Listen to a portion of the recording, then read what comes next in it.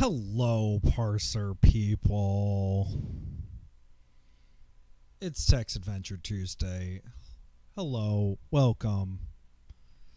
Today we get to play one of my favorite games in all of Text Adventures so far. I played this earlier on a stream. This is not a purely first run, I promise. Theoretically, that means I might actually be able to figure out these puzzles. We're going to play the 1987 Infocom. Not so much a classic at the time, but I think it stood the test of time a lot better than almost all the other Infocom games. It really is a precursor to modern interactive fiction. It is, of all games, Plundered Hearts. Plundered Hearts is the only Infocom game that has a female protagonist. It is the only Infocom game written by a woman. At the time, a lot of writers, and this I got from Aaron Reed's 50 Years of Text Games. A lot of writers thought that it was the first game that had a female lead, and that is just not true. A lot of people thought that Amy Briggs, the author of this game, was the first female game dev, which is also very not true. It's very funny to me. And by funny, I mean indicative of gaming for a very long time. People were so oblivious to women's contributions in games. I mean, for God's sake, Reporter Williams was developing games for years before this. And whatever you might have about how Roberta Williams makes games, she was designing them herself and had a very clear authorial voice. But that is fine. This is a puzzle light game, which was not unheard of in Infocom, but definitely not the norm. This came out right after A Mind Forever Voyaging, which we have played on stream all the way through. It has a lot of similarities to A Mind Forever Voyaging in that it's kind of more about telling a story than it is about like combining things. It doesn't have the same kind of weird parser stuff that A Mind Forever Voyaging does. It's a standard text adventure in that regard, which I think only makes it stronger because it takes into account a lot of like sort of playing with the parser things that I think other text adventures weren't at the time. They were still struggling with like giving meaningful error messages and things like that, where you can as we'll see, you can move around using fore and aft and starboard and port, if you can ever remember which way is starboard or port. If you know, it has some really great like contextual kinds of pathfinding. It's really a incredible game, and the fact that it's on. So, A Mind Forever Voyaging was a huge game at the time, file size wise. It's on a smaller file size. It's on the earlier ZIL interpreter that was, I think, only 64 kilobytes, which is wild to me that they fit all of this. When you start the game, you get this introduction where it says, "Shoot the pirate." Trembling, you fire the heavy arquebus. You hear its loud report over the roaring wind, yet the dark figure still approaches. The gun falls from your nerveless hands. "You won't kill me," he says, stepping over the weapon. "Not when I am the only protection you have from Jean Lafond." Chestnut hair, tousled by the wind, frames the tanned oval of his face. Lips curving, his eyes rake over your inadequately dressed body. The damp chemise clinging to your legs and heaving bosom. Your gleaming hair. You are intensely aware of the strength of his hard, sea-worn body, of the deep sea blue of his eyes, and then his mouth is on yours, lips parted, demanding, and you arch into his kiss. He presses you against him, head bent. "But who, my dear," he whispers into your ear, "will protect you from me?" So it's Plundered Hearts. It's an Infocom interactive fiction. It's copyright 1987 by Infocom Inc. All rights reserved. Plundered Hearts is a trademark of Infocom Inc. We have a release. We have a serial number.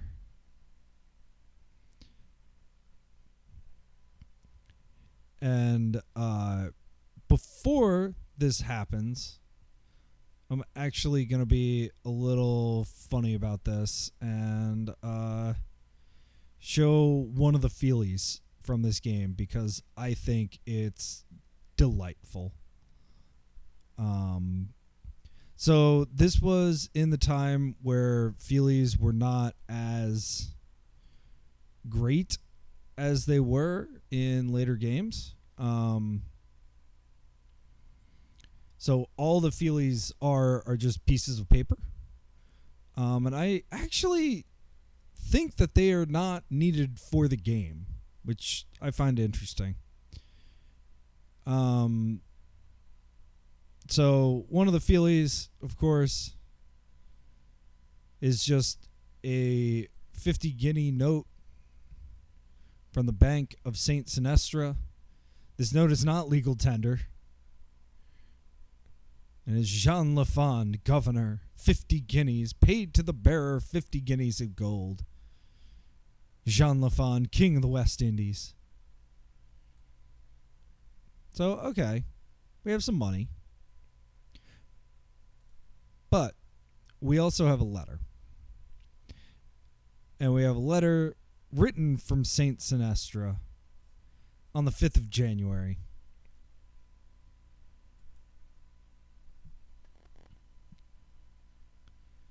Zoom this in all the way. It's from Dimsford House, or to Dimsford House in London. Honored lady, it pleases me that you have the wit and gumption not to feel obliged to wait on your father's permission to reply to my letters. Of course, he could not refuse you the opportunity of writing to myself, his new friend and governor. While I customarily describe the beauty of my little kingdom, this time I have less than good news to impart. Your father has been taken ill of a wasting tropical disease. My own surgeon has reviewed his condition and predicts that without loving encouragement, he may not survive more than a few months. Dimsford, too ill to write himself, begged me to inform you, his only daughter, of his situation. With due respect, I suggest that you take ship to Saint Sinestra by the first opportunity. I am convinced that the sight of your beloved face will dissuade your father from his melancholia. I have instructed Captain Bartholomew Davis of my flagship Lafond to deliver you to my grateful charge. He should arrive in London directly after you receive this missive. Pray accept this banknote to defray the cost of a new wardrobe. Any guests of mine must be suitably dressed. Trusting that your voyage will be comfortable, I am your most sovereign lord, governor of Saint Sinestra, Jean Lafond. So, we get this letter. We get 50 Saint Sinestra dollars. And that's great.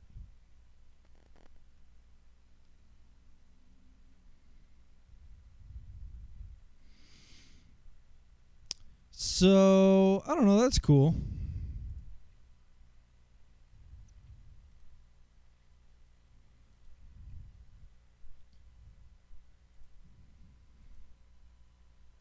We should get started on this game.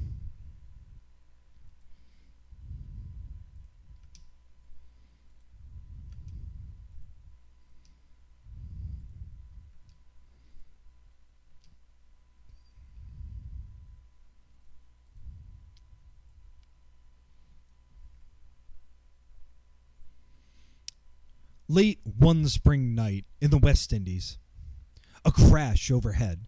Pirates are boarding the Lafond. The first mate hurries you into Captain Davis's cabin. Good. You brought the girl. Davis smirks. She'll keep the pirates busy. She was only a tool of Lafond's anyway. Let me just find that coffer. A man on deck screams in agony and Davis starts. Let's go. The captain thrusts you on the bed and walks out, locking the door. His laugh echoes. Best get comfortable, girl. You're likely to be there for the rest of your life. You're in an officer's cabin, lit by the firelight glowing through a porthole. A door is to starboard. Except for the built-in bed, the room seems to have been emptied thoroughly, if hurriedly. Okay. Let's look at the bed. Other than yourself, you can see nothing on the bed. Aye! Echoes a scream, followed by several grunts and thumps. Okay. Let's look at the porthole. Through the porthole, you see the bow of the pirate ship bucking in the high seas, lit by the fires burning on deck. It is called the Helena Louise. Odd. That was your mother's name.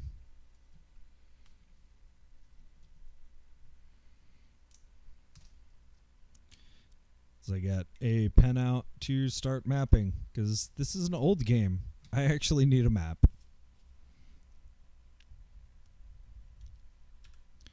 Well, let's look at the door. It's closed. With a creak and a crash, somewhere a mast falls to the deck. I know the door is locked. Can we open it? We can't reach the door from the bed. Get up. You get out of bed. Suddenly, the ship lurches to one side, throwing you off balance. A coffer slides from under the bed and bumps against your foot. Well, let's look at this coffer. It's a small, heavy chest with a lock. It's closed. Opened coffer? It's quite locked. Captain Jameson, we've got him, cries a rough voice. Well, let's take the coffer. We got it. You recognize a voice from far away. Don't take that. Look in the cabin at the stern. You'll find some fun in there. It sounds like Davis. So what's in our inventory? You have a coffer and your reticule hanging from your wrist. It seems as your reticule contains smelling salts and a banknote. You're wearing your kid's slippers, a linen chemise, and a cotton frock. Crash! You whirl around to see the door shatter, kicked by a hulking man, his twisted visage blackened with soot and blood. My name's Andy Crewley, and ladies learn to love me, sniggers the pirate. Well, let's look at Andy. The pirate's unsavory face is crisscrossed with scars, and those not from shaving nicks, to judge by his scruffy beard. A hook replaces one of his hands at the end of a torn black sleeve. "Avast me, but ain't she a beauty?" sniggers the pirate. His breath is heavy with rum. Gonna kick Andy. Your slippered toes could not hurt Curly. So, one of the genuine things that I don't love about this game is that it is like a straight up bodice ripper.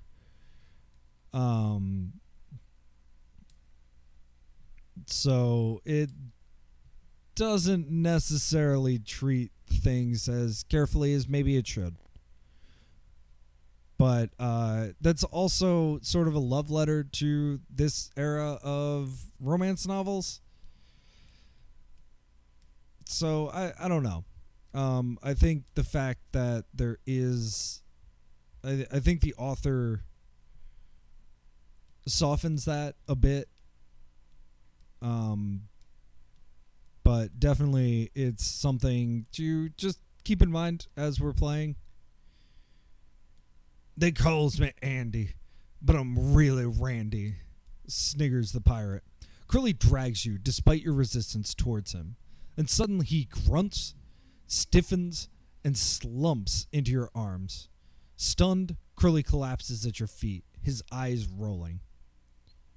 A tall form blocks the shattered door, one fist still raised from striking your attacker. You catch a glimpse of the hard masculinity of his broad shoulders, the implied power in the scar that etches the stranger's jaw, and feel tremors course through your veins. Then you realize how ragged are his shirt, patched breeches, and high boots. Intuitively, you understand. He is the dreaded falcon, scourge of the sea. Alas, your fate is sealed. Resigned, you meet his steel blue eyes. Let's look more at this falcon. Jameson carries an aura of power, unusual in men so slim and tall. The strength of a willow in his hard, sea-worn body, straight-shouldered and resilient. Chestnut hair, tousled by the wind, frames the tanned oval of his face. A jagged scar etches one cheek, harsh against the warmth of his limpid blue eyes. To your surprise, the stranger bows. "Well met, my lady." His accent is cultured, his smile vibrant. "I am Captain Nicholas Jameson, known in these waters as the Falcon. Your father has sent me." He chuckles at your glare of distrust. "Yes, you are like your sire. You needn't believe me untried. I carry this." He hands you a missive. "The Falcon! The Falcon conquers!" yells someone. Read missive. The missive is in dear Papa's handwriting. "Dearest child, you are in gravest danger. Lafond is a viper with the smile of a saint, my most particular enemy. I have only now learned the depth of his deception. Should Lafond get you in his power, it is unspeakable. I have sided with Nicholas Jameson, a sea captain and a gentleman, whose circumstances have driven him to extreme measures, even branding him as a pirate. Nevertheless, I trust him, and so may you. You will be safe. But there is another for whom I fear. My horse is waiting, and I ride to her rescue. Jameson will deliver this to you. Should anything happen to me, you must rely on him. I remain, with love, your father." The pirate captain glances around the empty room, then notices the coffer in your arms. "Davis's safety box. My men were hoping I'd find it." He takes it and nudges the unconscious man on the floor. "I wonder how Crully knew you were here. Just his bad luck? He'll be flogged when he wakes." The pirate bows. "My lady, may I offer my protection and my ship until your father is free?" I'm going to do something here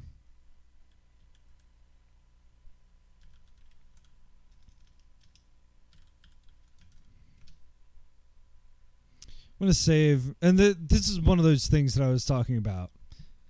Instead of being like, oh, saved, whatever, file saved. I love it. What if you say no here? That's why I saved. No, you say pertly. He sighs. You share your father's stubborn streak. I wish not to do this. He leaps to your side, hauling you up onto his shoulder, and carries you out of the room. Captain Jameson sets you on your feet again on the horror of the deck. The deck is an avalanche of noise and blood, lit by roaring fires, silhouetted forms, crashed swords, dancing around the screaming wounded. Out of the smoke staggers Davis, tugging a bloodied knife from the back of a pirate. Davis's eyes gleam white from a face blackened and bloody, his lips dark red as if he had been drinking blood. He turns to face you. Shout? Although your voice is quite piercing, no one notices you.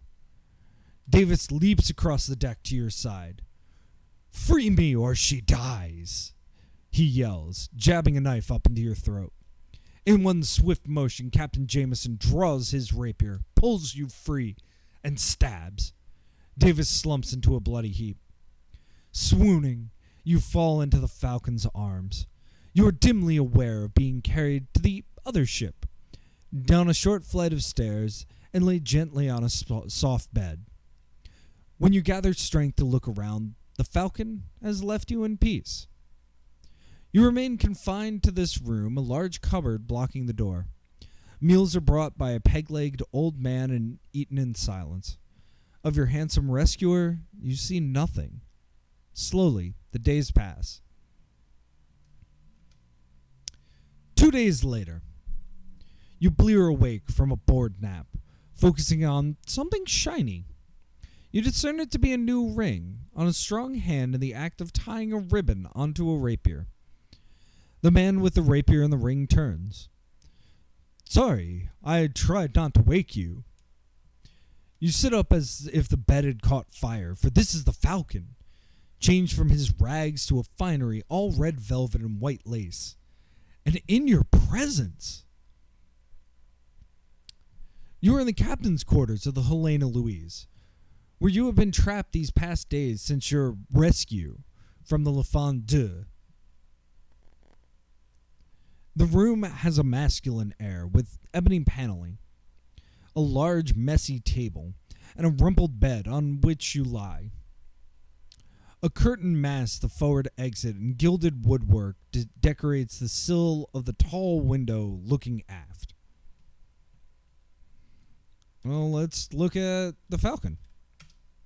Jameson is finely dressed in a red velvet coat and full breeches, with a long gold embroidered vest and waterfalls of white lace at his neck, wrists, and boot tops. His rapier is bedecked with a fringed gold ribbon. He wears no wig, his unpowdered hair tied neatly at the back of his neck. Okay.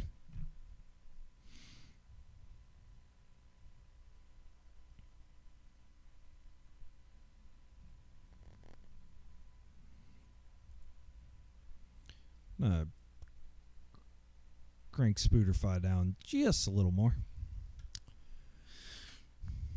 Okay. Well,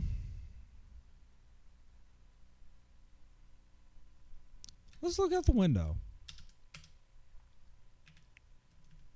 Window. Tall panes of glass are inset into the ledge. One of the things that this game does a lot of is you do whatever. This guy's just going to talk at you for a while. And I think it's really effective from, like, providing some agency while, like, basically a cutscene plays. It's kind of like the text adventure equivalent of sort of in game engine cutscene, like sort of Half-Life versus Resident Evil for a weird comparison. But like, instead of pulling to like a fully rendered scene, no, it's just happening while you go and do stuff. "We've anchored off St. Sinestra," says Captain Jameson, "and I must look like a guest at Lafond's dance tonight. I will find and free your father, and then finally wreak my revenge on Lafond." He half draws his rapier from its scabbard. Well, let's look at myself. "You're wearing a cotton frock, very pretty, if a tad outmoded for today's fashions. I am sorry that you have been confined down here, but I don't trust my lonely crew with such beauty. Crowley isn't the only man aboard with few principles." He smiles at you, eyes lingering, and takes your hand. You feel your color rising. "If anything goes wrong, turn to Cookie. He's quite deaf, but capable. He'll see you through." What else is in this room? Get up. You get out of the bed. His look darkens. "You should know why I hate Lafond. Some years ago, as my brother and his bride sailed to a new life in Virginia, pirates struck. Their ship was boarded, looted, and burned. The women taken, never to be seen again.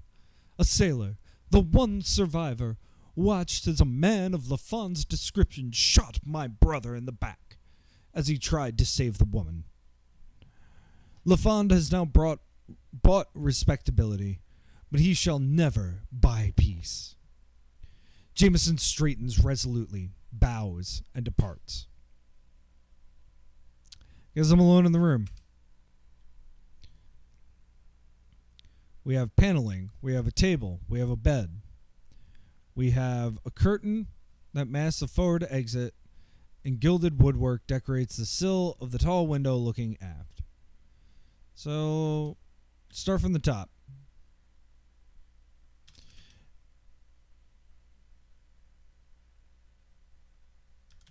Well, let's start from the very top.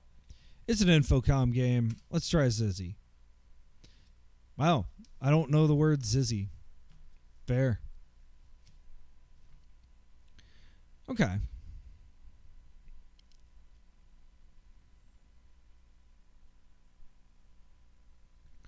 So, X table. Nope, X paneling. Start from the top.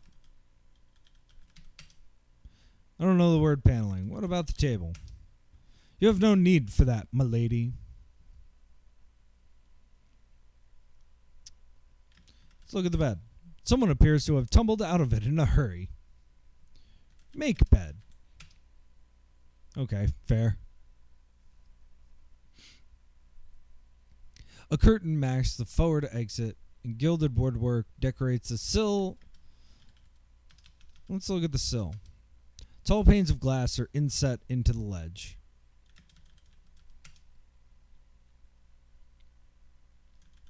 Climb sill. Think again, governor. Sit on sill. The available ledge on this side of the window is hardly deep enough to sit on. Okay.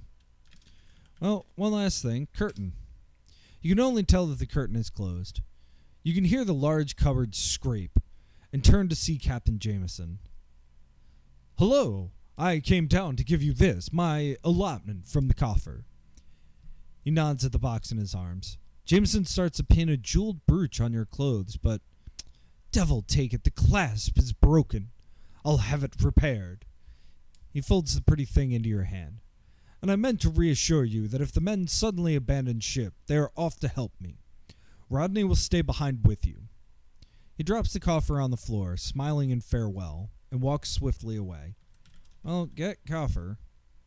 And let's look at this brooch. All diamonds, winking fire, tears of sapphire, and crushed rubies in an oval setting. It is a pity that the clasp of the jeweled brooch is broken. The gold pin at the back swings about uselessly.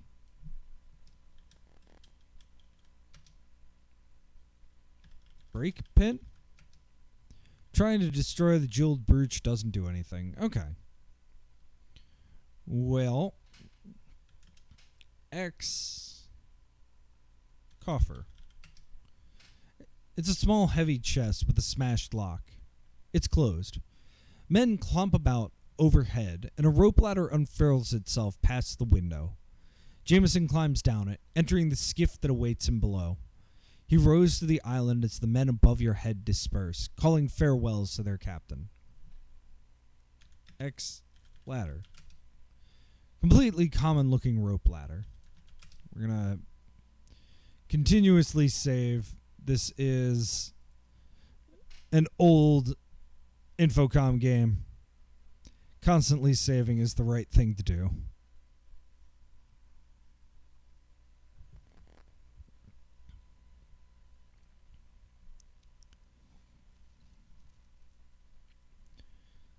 Let's look around. Curtain masks the forward exit, so let's go 4. The large cupboard is not flush against the door sill. You squeeze through the opening between cupboard and wall. You're on the landing of a steep stairway heading up and down. A large cupboard against the aft wall blocks the doorway to the captain's quarters.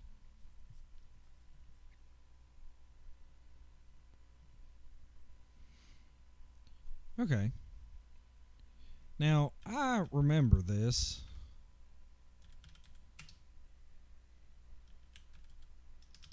Open. Cupboard.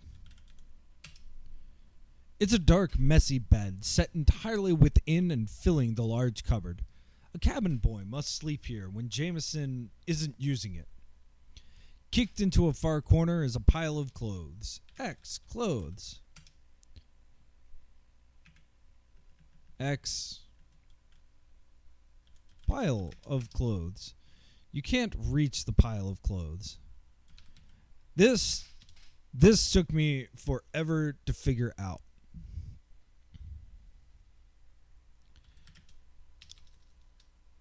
I just kind of, at the time, took it as granted that, oh, okay, this is just scenery. It's not. I mean, it's a bed. I'm sure a person could fit in there. Enter cupboard. It's a sleeping cupboard. The bed is softer than it looks, plumped up with fresh straw.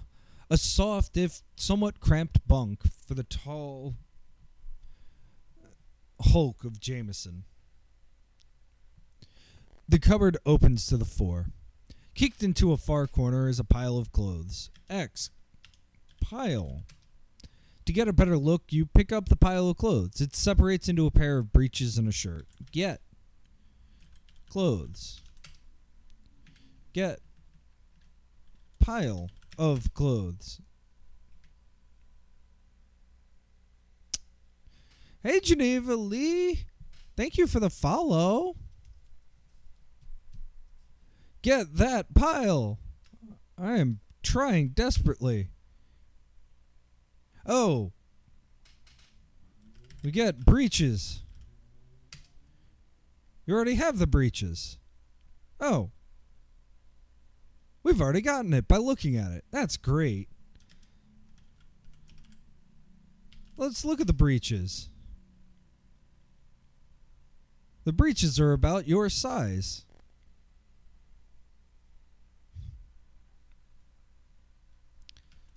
I don't know. Let's wear the breeches.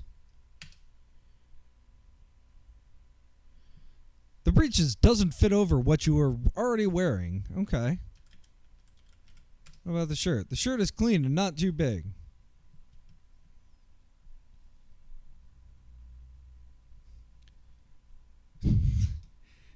Yeah, we gotta get naked. I am not getting naked in public, though. So I think I'm going to go squeeze back in. Oh, I can't. Okay. We have to go out. We're to the landing. I'm going to set verbose mode so that I can ever pay attention.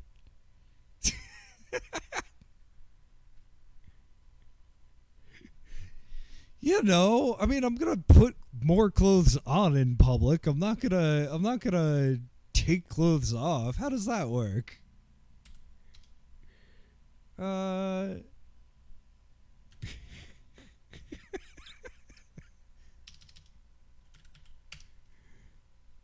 What am I actually wearing? So X self, a cotton frock, very pretty if a tad outmoded for today's fashions. And this took me a long time to figure out the first time I played this, because I always thought a frock was just like a top and you could just put clothes on underneath it. That's what I get for not knowing words. Take off frock. Take off the cotton frock. What am I wearing now? You're wearing absolutely nothing besides a linen chemise, your kid's slippers, and a few layers of unmentionables. Mama would have been shocked. The end of a rope ladder blows past the window. Where? Pants. You tuck the linen chemise into the pants. You look a little fat, but now you can move freely. Let's put on a shirt, too. It fits loosely, masking your figure. The end of a rope ladder blows past the window. You know what we can do? So in our inventory is a coffer, a jeweled brooch, a missive, your reticule, which is one of the feelies that you got with this was a very cheap looking fake velvet bag. Looks like a really great dice bag. The missive is what we got from the pirate. I'll read it again. It's a fun missive. It's a letter from our father saying, this pirate that's attacking the pirate that's picking you up, he's a good pirate. Dearest child, you are in gravest danger. Lafond is a viper with the smile of a saint, my most particular enemy. I have only now learned the depth of his deception. Should Lafond get you in his power, it is unspeakable. I have sided with Nicholas Jameson, a sea captain and a gentleman, whose circumstances have driven him to extreme measures, even branding him a pirate. Nevertheless, I trust him, and so may you. You will be safe, but there is another for whom I fear. My horse is waiting, and I ride to her rescue. Jameson will deliver this to you. Should anything happen to me, you must rely on him. I remain, with love, your father.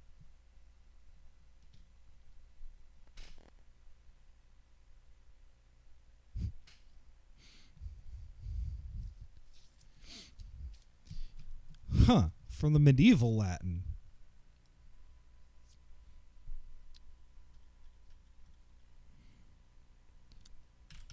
So, we have this box that has been in both. So we started in Jean Lafond's pirate ship, just sitting in the captain's bedroom. And then now we're in the captain's bedroom on Nicholas Jameson, the Falcon's ship. There's a giant window, so we can throw the coffer through the window, because the end of a rope ladder is blowing past the window, and you could hurl the coffer through the window, sending it and a shower of glass into the sea. The ledge now looks deep enough to sit upon. The end of a rope ladder blows past the window.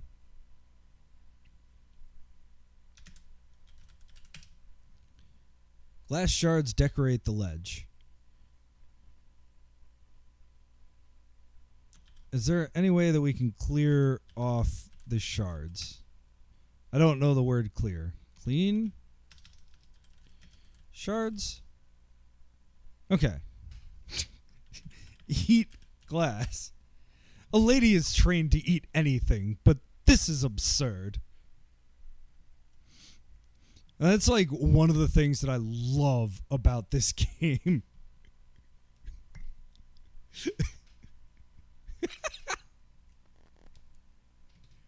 This game has such a ridiculous like sense of humor in a way that like I feel Infocom games like tended to be needlessly goofy.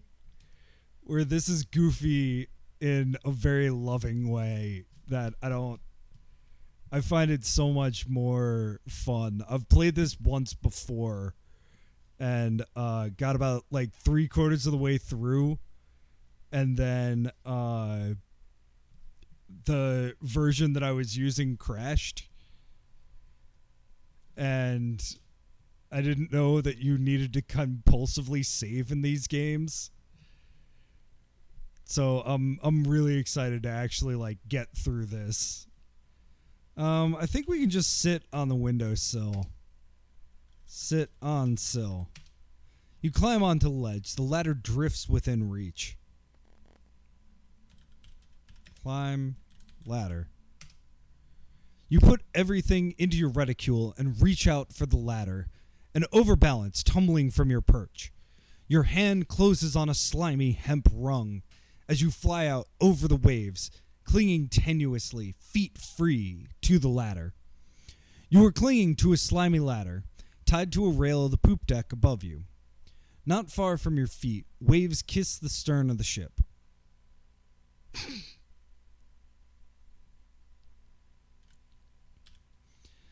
Guess there's only one way to go, and that's up. You climb up the ladder. All air is driven out of you as the ladder slams into the stern. You climb up the ladder, passing the halfway point. Rebounding, the ladder twists you around to face the Helena Louise. So if you do this without changing, it's like you absolutely can't climb this in these clothes. The ladder swings back towards the Helena Louise. You heave yourself over the stern rail and sink breathless to the deck of the Helena Louise. From this platform deck, you can see the whole of the two-masted ship, shadowy forms moving about here and there. A railing protects you from stepping off the deck in any direction but here to the fore. A rope ladder is tied to the railing at the stern of the ship. The ship is floating midway between the island and a line of reefs.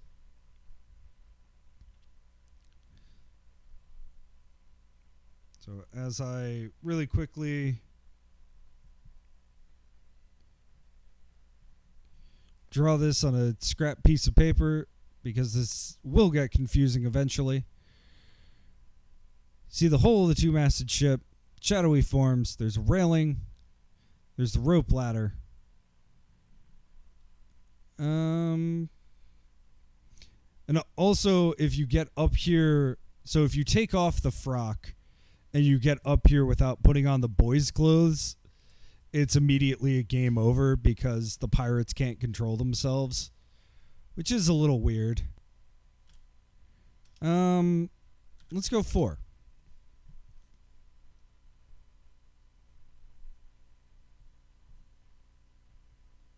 So we're at the quarterdeck. No torches are lit or needed on this moonlit night, except in the deep shadows cast by the huge navigation wheel. Men move about to the fore, talking quietly.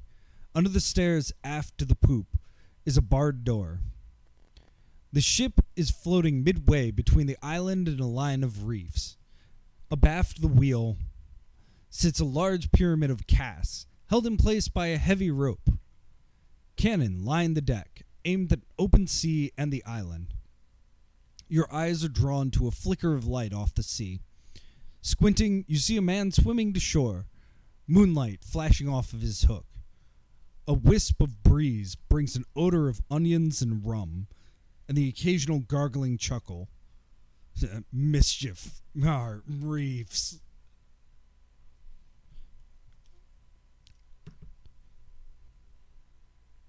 So, let's compulsively save.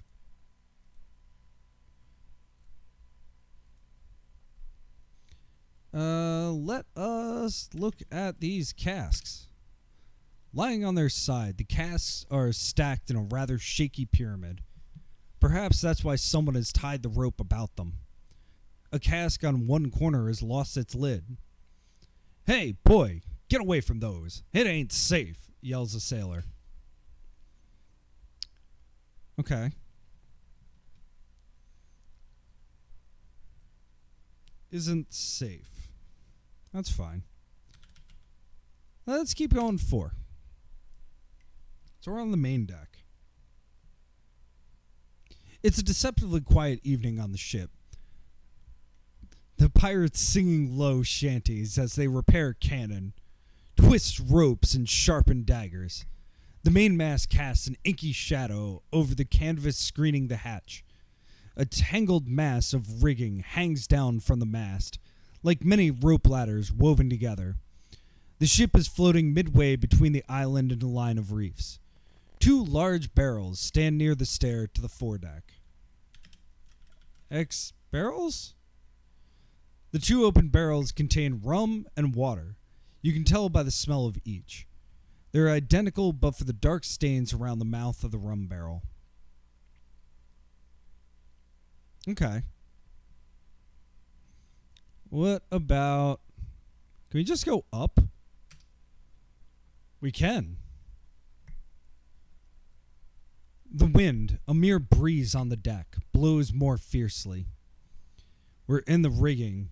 The deck swings far below as you cling to the rigging in the wind. A tangled mess of rigging hangs down from the mast, like many rope ladders woven together.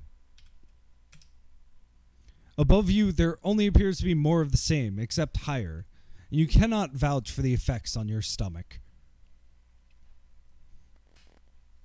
Okay. Can we get the rigging by any chance? The only thing rigging is good for is climbing. Okay.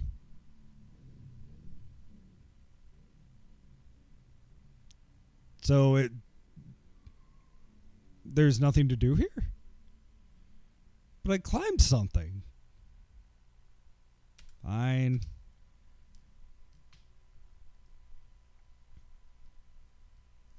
So there's cannons. What are these cannons? You can't see any cannons. They're repairing them. I can see them. Fine. The mainmast casts an inky shadow over the canvas screening the hatch. 2 large barrels stand near the stair to the foredeck. Oh, there's still... We can keep going 4. We're at the forecastle. I'm really glad that this game has not made me have to know which way is starboard and which way is port yet.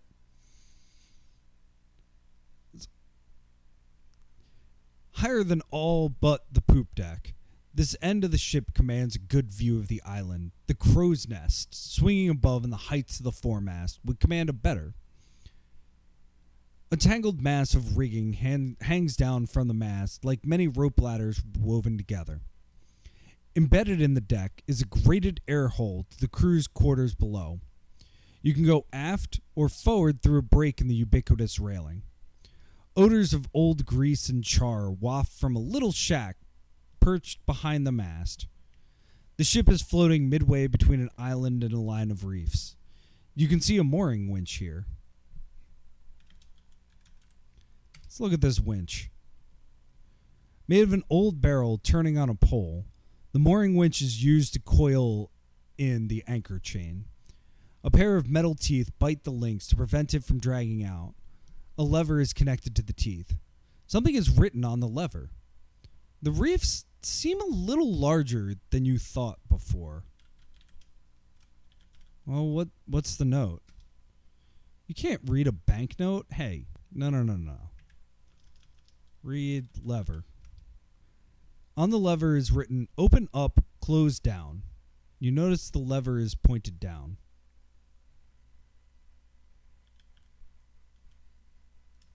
Pull lever? You have to pull lever up. The metal teeth open as you raise up the lever. The anchor, released, splashes down into the sea, dragging its clanking chain. After a moment, you feel the ship pull slightly against the current. You lower the lever to prevent any more chain from spooling out.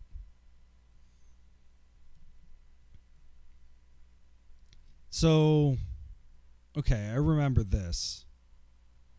If you don't do that, you end up crashing on the reefs and everyone dies.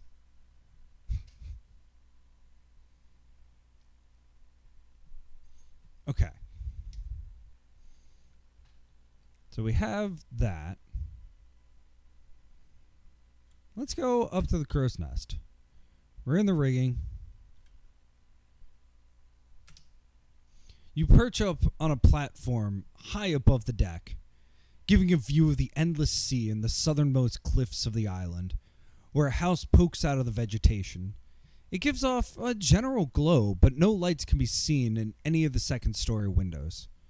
A tiny beach nestles into the base of the cliff. With a heave and a creak of timbers, the Helena Louise drifts a little way back towards the island. The tide has turned.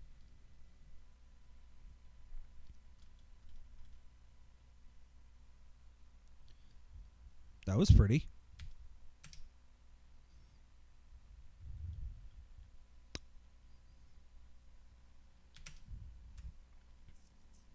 Oh, yeah. Let's enter this shack. This tiny kitchen smells of old stew and yeast.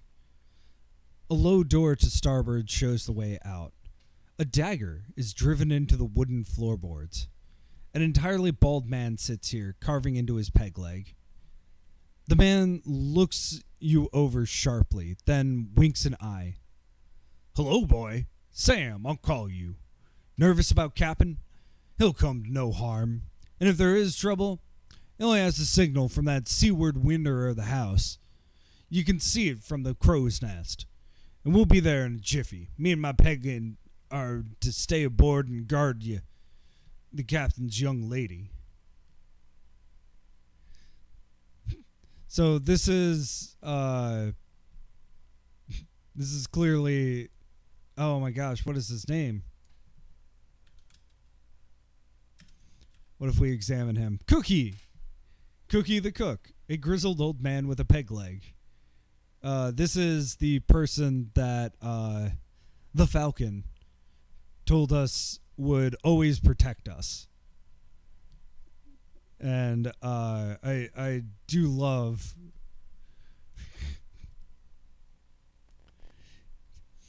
yeah, I mean it's also like, yeah, of course, Cookie, obviously. You know who Cookie is, don't worry about it. But I do love that it's very clear that he's like, "Yep, I know who you are. Don't worry about it. Just go about your business." Definitely let's get dagger. Nice. Let's look at this dagger. The dagger is quite dull. Good to know.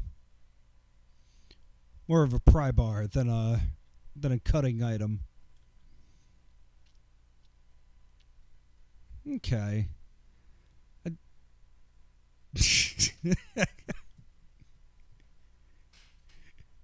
Come on, you're out watching a stream of a text adventure. It can't be that dull.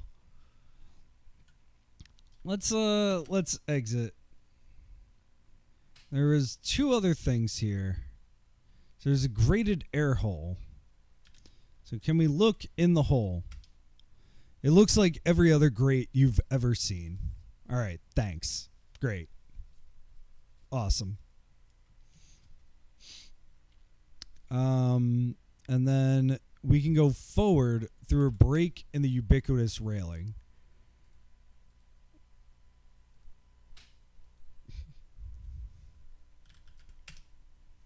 You drop all you are carrying and creep out over the waves. We're on the bowsprit. Hanging onto the bowsprit, your arms and legs wrapped tightly around the narrow spar. You can't see much beside an upside-down view of the figurehead of the Helena Louise. And the anchor chain descending into the swelling and breaking waves under your head. A stub of rope, roughly cut, swings rudely over the waves. Get rope? You can't quite reach it. Can we keep going 4? No, we can't. You can't swim and decide not to jump.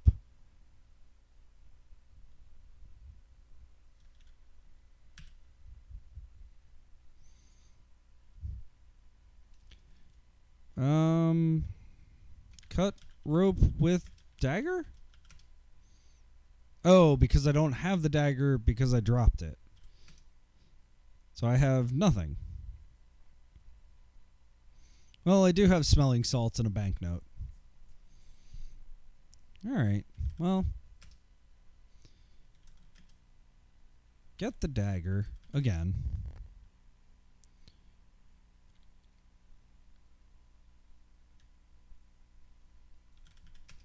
And let's go. So we have the 2 large barrels. One has water, one has rum.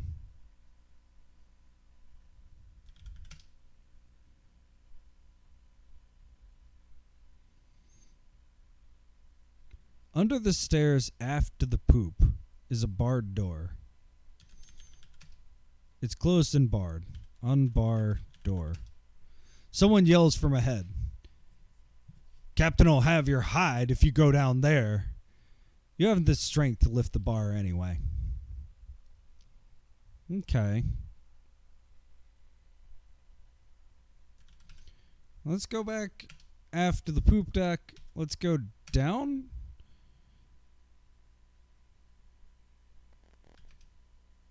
Oh.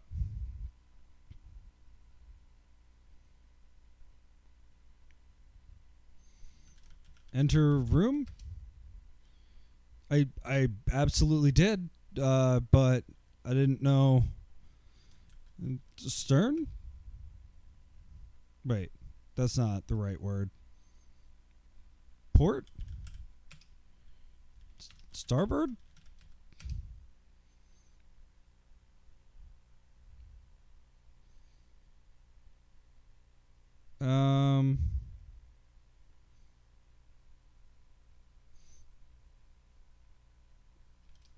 We're on the ladder.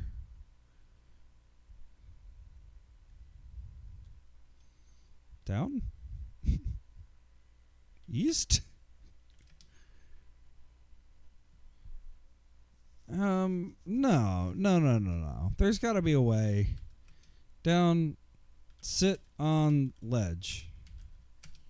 There we go.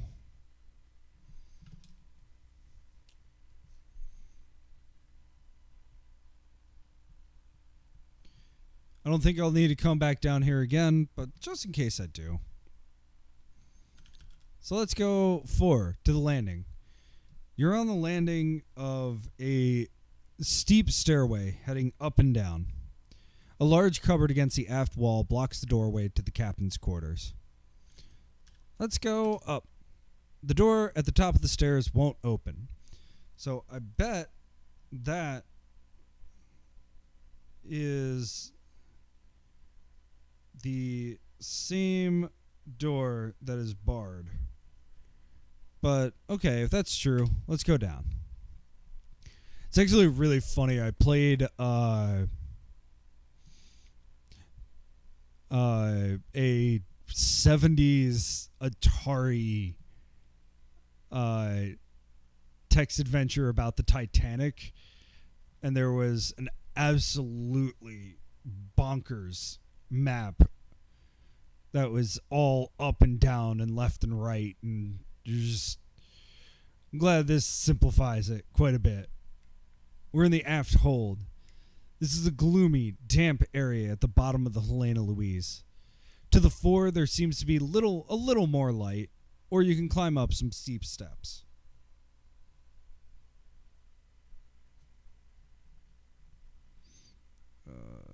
Landing. So let's go to the fore. What's cool is that, like, if you can use northeast, southwest, but why when you can use fore and aft? We're in the hold.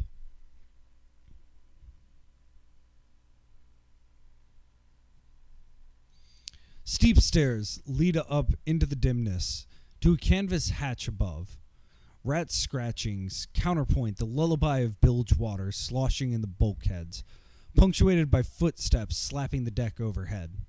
You may move fore or aft. Behind a high fence decorated by a sign are stacked the food and ammunition supplies. Casks of rum, water, flour, and salt meat, interspersed with kegs of gunpowder and shot. A closed gate is the only way in. You gradually notice a familiar, worrying smell. Sniff and identify it as smoke. A tiny glow of fire creeps across a stretch of floor, inside the cage full of ammunition. Sounds like a very good time to save. I don't know how I played this game without saving the first time. Let's go 4. Maybe there's something here. It's the crew's quarters. The crew sleeps in shifts in this cramped space under the forecastle. A breeze blows in on a moonbeam through a grate in the ceiling. A low door sill is abaft. This area must also serve as a sick room. Strewn about the floor are various powders and spills of malodorous potions. In one corner, a large blood stain indicates an amputation. In another is the smear of a leech, dropped off a bloodletting. A small bottle has been dropped nearby. A chipped piece of mirror sits propped on a shoulder-high timber. If there is anything, get that mirror. Get that bottle.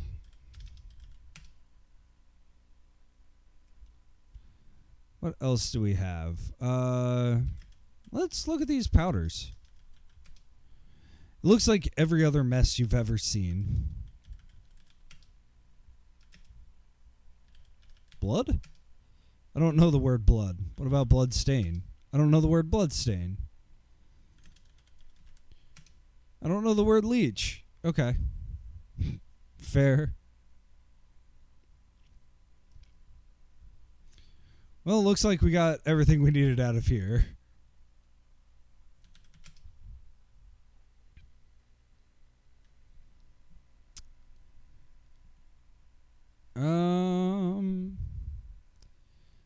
So here's what I'm thinking. I remember this being not the easiest puzzle, and it's like one of the only puzzles in the game. I think what we need to do is we need to run up, fill the bottle with water, and then throw the bottle at the cage somehow. So that's what I'm going to try, and we'll see if that works. So aft, up, aft.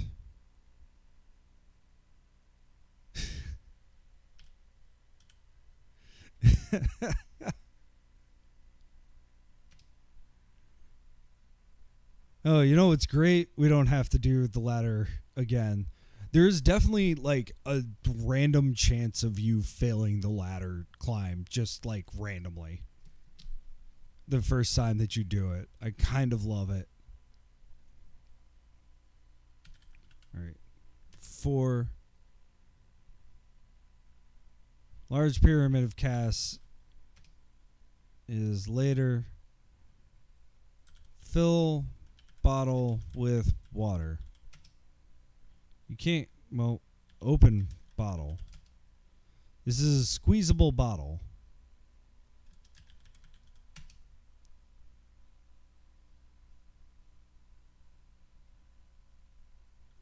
Read bottle label.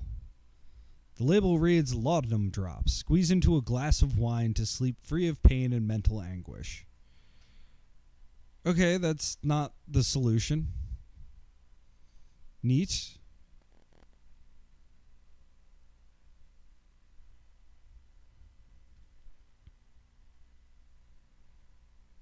Shoot. I thought that was a very good solution. Wrong kind of bottle. Um.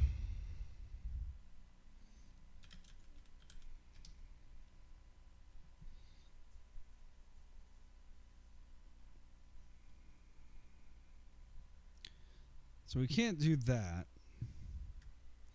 What do we have in our...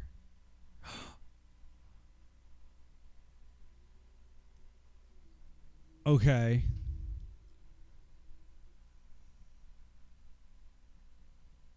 So I do hate to do this to a perfectly good piece of clothes.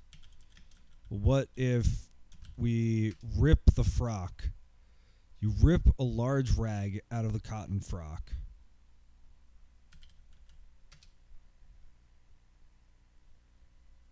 Dip rag in water.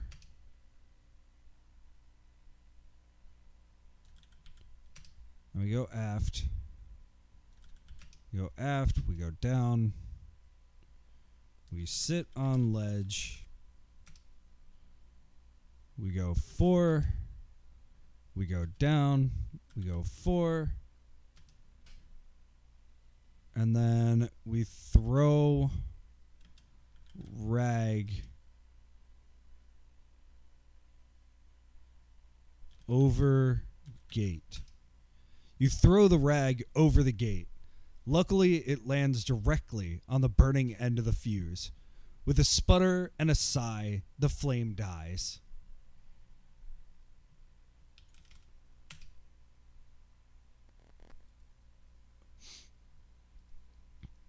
I will tell you that probably took me an hour just to figure out on its own the first time I did it. With wonderful people in chat giving ideas and frustrated that a bottle is not actually a bottle. Oh, nice. We still have a cotton frock. It's your favorite old frock, looking rather bedraggled without its hoops, which you hadn't had time to put on during the pirate attack. There's a tear out of the skirt.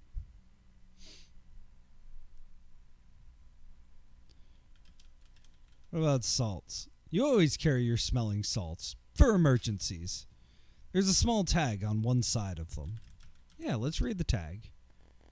It says, for cases of vapors, hysteria, or collapse, revive persons with the smelling salts.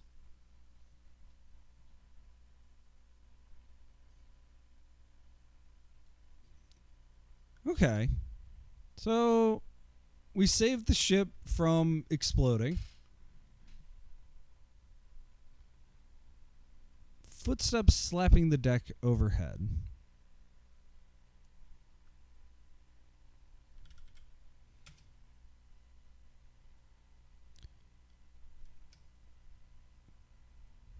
Can we just go up? No. Just let this poor cabin boy open things.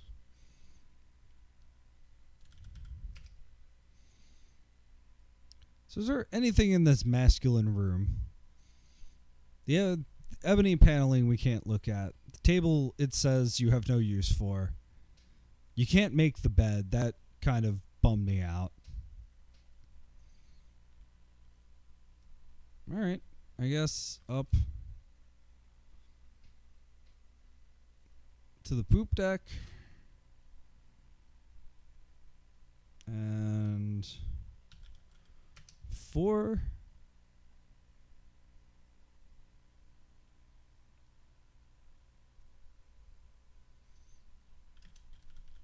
Let's look at the wheel. There's nothing special about the navigation wheel. Can we turn the wheel? From the grumbling emitted as you near the navigation wheel, you gather that the sailors close by would not appreciate your action. This is not going to turn into a Sea of Thieves stream, unfortunately. And move about to the 4, talking quietly.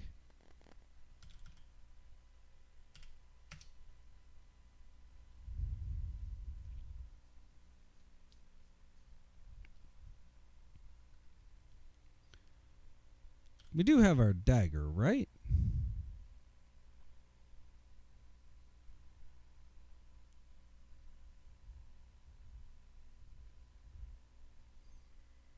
Yes. Okay.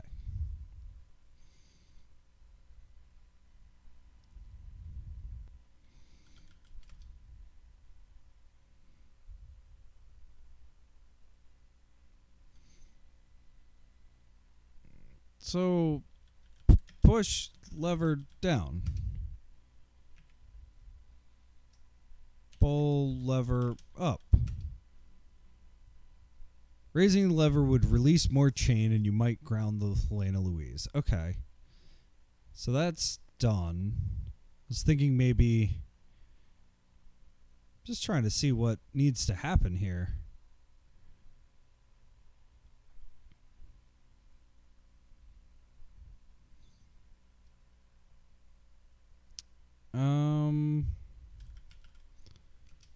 Let's enter the galley and let's say Cookie fire.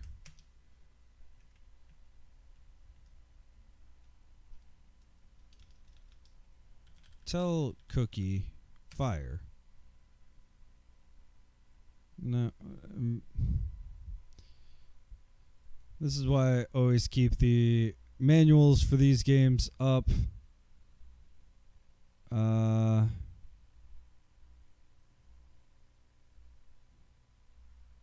Because one thing that text adventures never really figured out, even now, is a good way. Okay, great.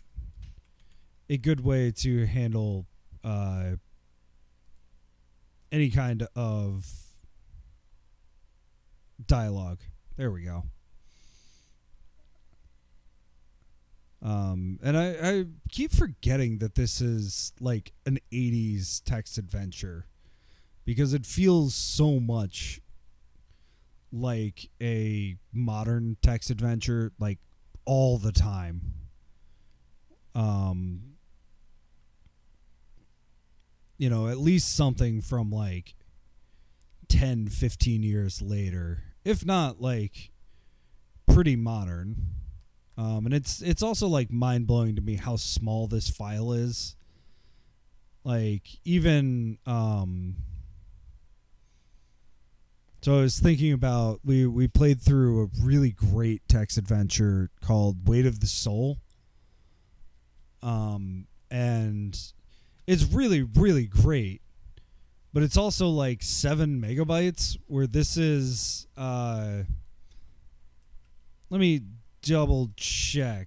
I think it's 64 kilobytes is Z3.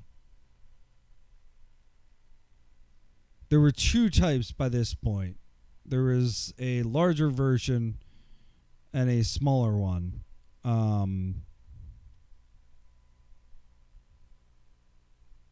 I'm sorry. So yeah, the smaller one was 128 kilobytes. The larger one was 256. And then the final one was 512 kilobytes. But like, this is only 128 kilobytes worth of game, which always like blows my mind.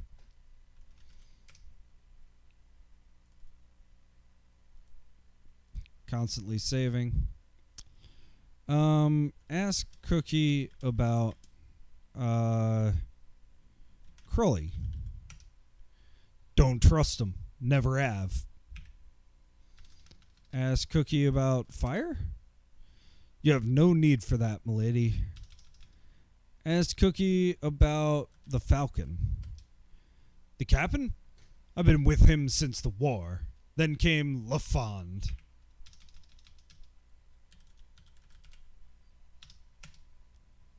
Ask Cookie about Lafond. He murdered Captain's brother and family these 3 years and past. Captain's been searching for a time to avenge the dead ones, and now he's found it. Kiss Cookie. Nah, me pretty. You belong to Captain. Gross. What if I swooned in front of him? You've never been missish enough to faint on demand. Okay. Show brooch to Cookie. Doesn't look like Cookie is interested. Okay. So I think I've gotten everything I need out of Cookie, which is that he's a good dude. Potentially the only one on the ship.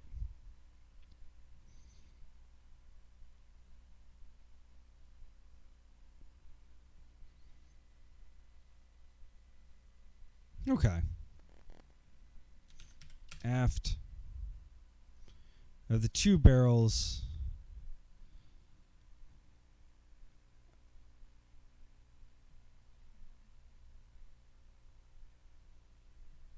Nothing in here looks like we should put rum in it. I do wonder if you put rum on the fire, what happens. There's so many, like, interesting things to me here where, like, do you do this wrong because it'd be interesting? But then you'd have to save and all that kind of fun stuff.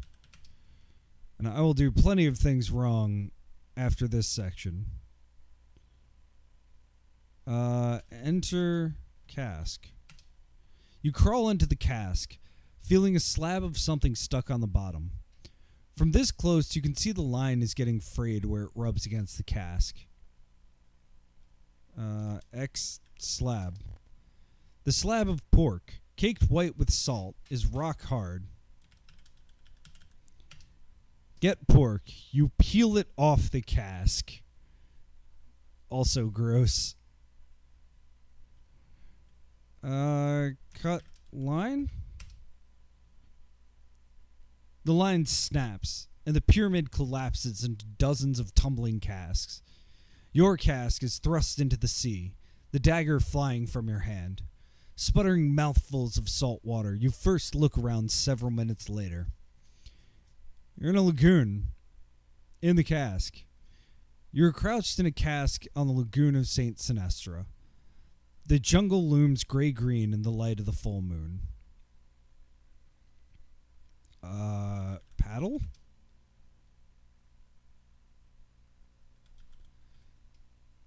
Darn, no exits. Can't cheat my way through.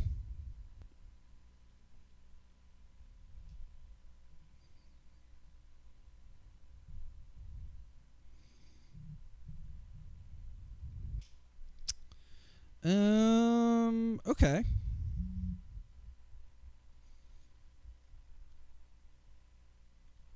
Exit cask? Although the lagoon is warm and clear, it is much too deep. The current pulls you in towards the island. It's just one of those times where you just kind of wait. So is there anything here that we haven't looked at? We haven't looked at the banknote. This is the banknote that came in your game package.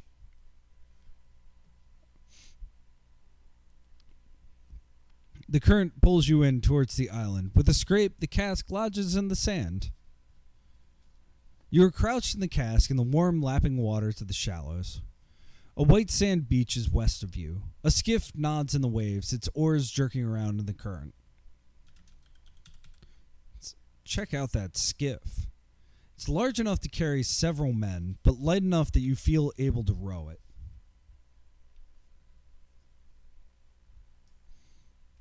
Okay. What about the oars? They look like every other pair of oars you've ever seen. Okay, fair. Sorry, I just wanted to know if they were like oak or fiberglass or like polyester rubber.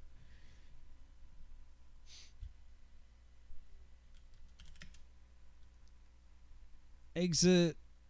Exit? Yes. Free of your weight, the cask bobs and spins in the current, pulled out into the lagoon. You splash after it, but it's gone. You are soaking your shoes and stockings in the warm, lapping waves of the shallows. A white sand beach is west of you. The skiff nods in the waves, its oars jerking around in the current.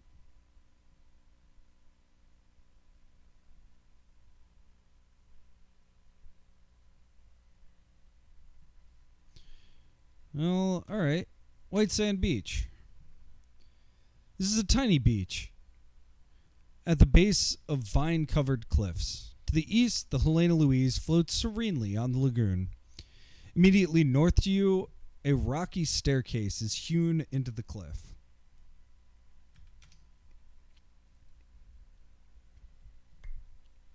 Jungle looms around this clipped lawn, a path meandering westward into the dense undergrowth. To the east is a folly entangled in blooming jasmine. The way to the beach is obscure, but visible to the southeast. Behind the folly, a thorny hedge blocks the cliff view of the sea. Music and voices float from the veranda to the north. Two men stand whispering in the shadows. You catch an occasional word. Davis dead. Girl. Falcon on Sinestra. The men separate, the well-dressed one going into the ballroom as the other slinks into the bushes. You see his face. Crowley! Crowley is the first mate of the Falcon, who seems to have betrayed him? Always good. Let's go east. We're perfumed by the heady odor of the night-blossoming jasmine entwined in the bamboo latticework. This folly is a cool, dark haven. One bamboo slat at the back seems to be loose. A bench is built into the wall, circling the folly. Sit on bench? You're now on the bench. Captain Jameson enters the folly, stooping to avoid the flowers dangling over the door. I thought I heard someone. What the devil are you doing here? Lafond is a dangerous man to play with. Jameson sighs. What an astonishing girl you are, my dear, and so ingeniously dressed. He plucks a flower from the tangle above the door and sets it in your hair. The beauty of this blossom is nothing to yours. Swoon. Catching his breath, Jameson pulls you against him, his hands circling your waist, crushing the flower between you. Darling, he whispers, leaning over you. Oh, my angel. My lovely, Jameson says huskily. His eyes burn intently. They're blue like the sea on a summer day. A shiver of warmth flows through you, and you tremble at his touch. The pirate's hands, warm and exciting, caress you, searing through the thin linen of your chemise. His lips near yours, his breath softly scented. May I kiss you? All right, yes or no? Do we let him kiss us?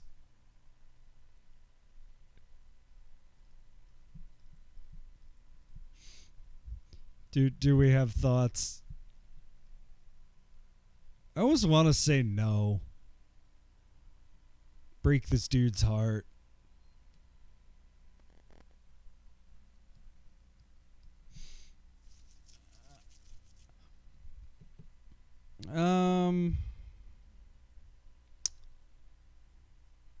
Let's do...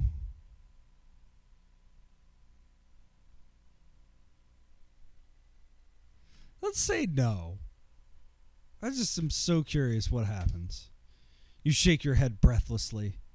Jameson backs away from you, smiling wistfully. With an engaging smile, he bows and leaves the folly. Okay.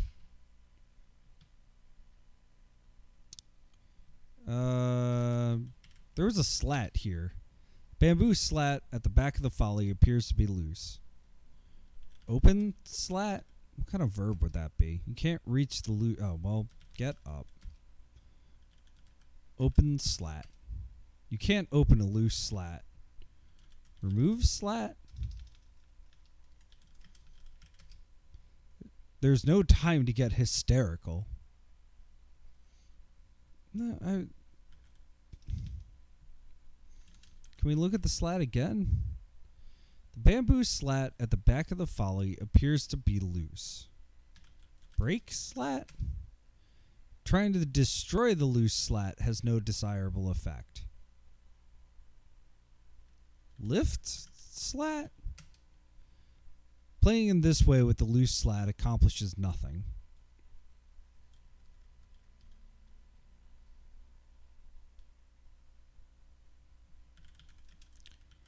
Turn slat? You're not holding the loose slat. Get slat? Only the bottom of the slat is loose. The rest is tightly woven into the frame of the folly. Okay, maybe we need something to change that. Hit slat with pork. Relax. All right. Sorry.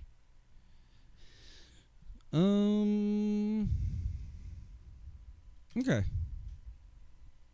Well, that's fine. We'll come back. Unless we can just go east. No. All right. There's a loose slat here. So we're back here. We have north to the veranda, which I don't think we should go to yet.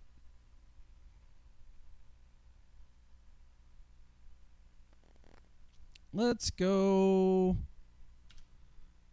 west. The path meandering westward into the dense undergrowth. Buried in the subtropical undergrowth, you lose all sense of being on someone's private estate. Jungle seems to extend for miles on all sides of you. A foot-worn path curves from east to north here, and the vegetation lessens to the northeast.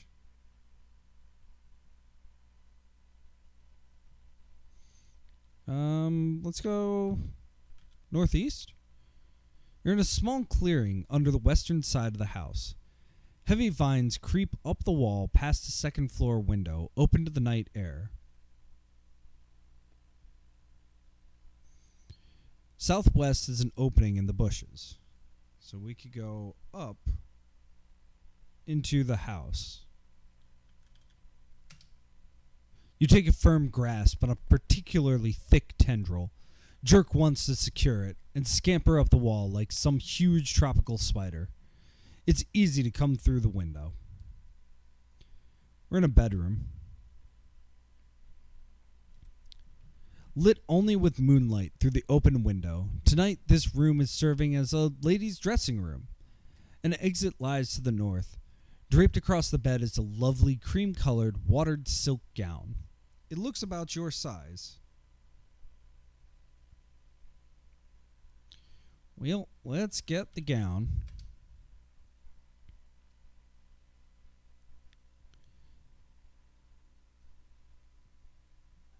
And let's look at it. It's of cream silk, heavily embroidered on the stiffened skirt and stomacher. The beautiful ball gown is a work of art.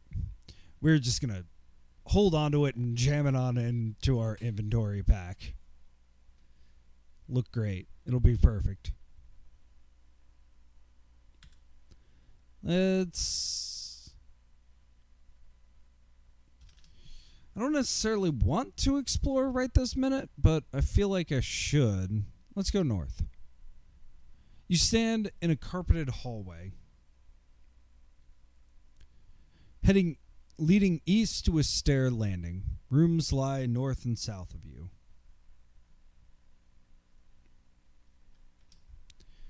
This room is exotically furnished with a turkey divan and chairs.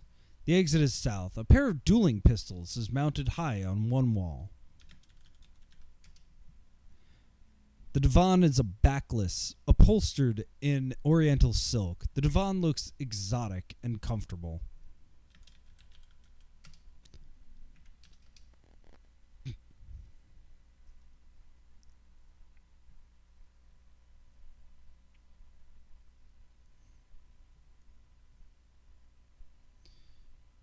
Pistols. Interesting. Okay. Let's go south. Let's save. Let's go east. We're at a stair landing. The east-west hallway opens here to curve into a grand staircase sweeping down into the foyer. But there's more. Let's go east. You again stand in a carpeted hallway leading west to a stair landing. To the north is an ornately carved door. From the south comes the impression of light and air.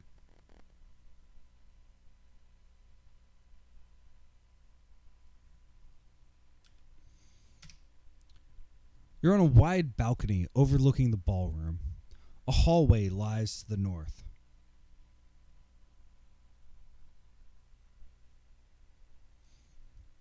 Down on the dance floor, you see myriad colors as the guests weave the intricate steps of their dances. A chandelier is held above the dance floor by a rope and pulley system, so that the servants can lower it to light and snuff its candles. Several feet of rope hang down from the pulley, the excess tied around the railing.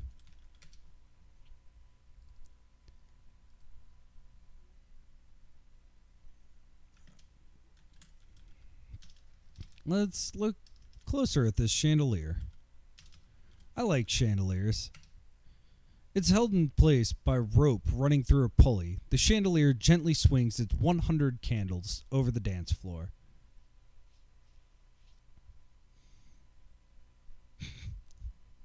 Right?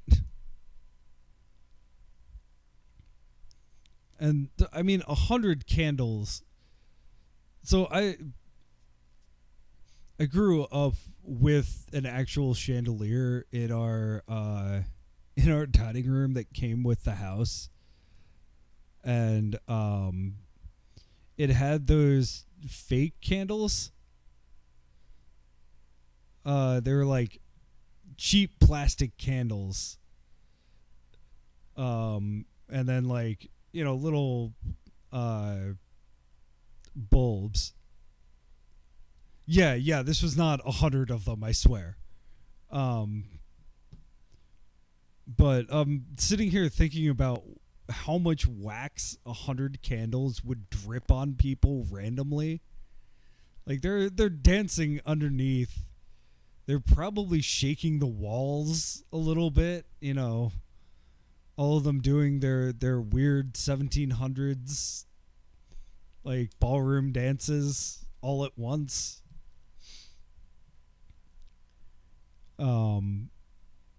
I don't know. I just, it's a very funny thought to me to have 100 candles. So there is several feet of rope hanging from the pulley.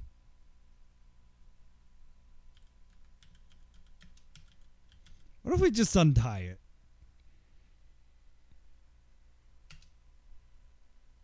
The rope is untied. The chandelier swings slightly, dribs of hot wax spilling to the floor.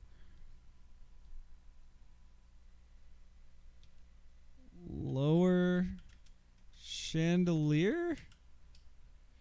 Playing in this way with the chandelier doesn't do anything.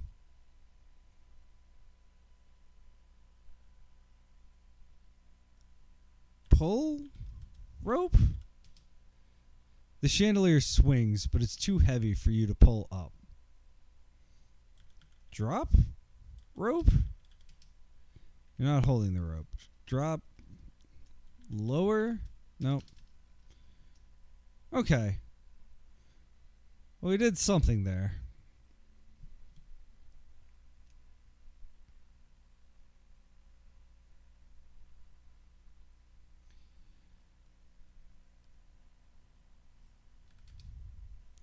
So there's if we go back north, away from this extremely tempting chandelier, let's try to open this door. It is quite locked. Very well.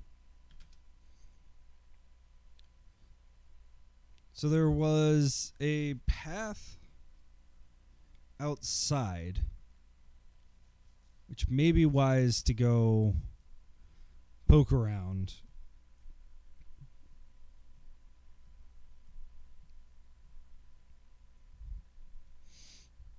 Let's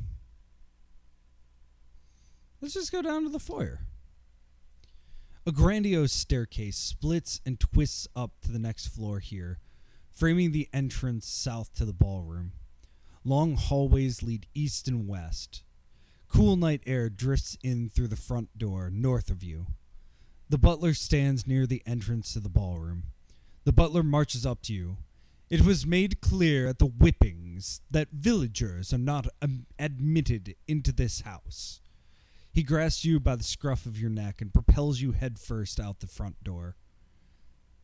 We're at the main entrance. The front door stands open to the south. Light splayed out onto a drive stretching north into the jungle. A path leads around the western wing of the house. Jutting out from the east wing is a tall hedge.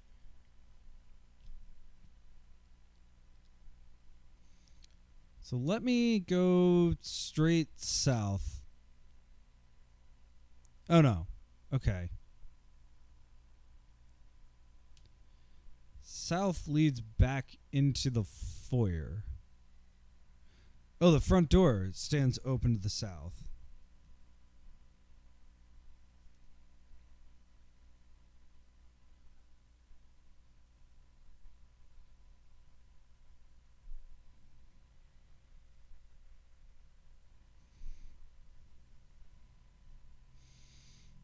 And this is the main entrance.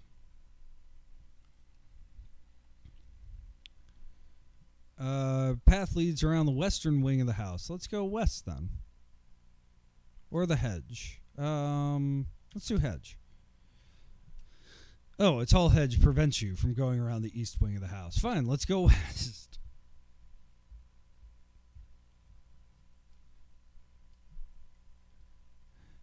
The gravel path is just wide enough for a cart to pass. It bends around the west wing of the house, leading you to the trade entrance. You are on a well-trampled lawn at the side of the house, one low doorway leading into the east. Graveled paths lead north and south into the undergrowth.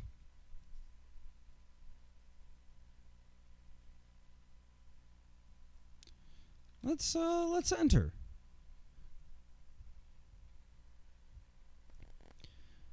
So we're into the kitchen.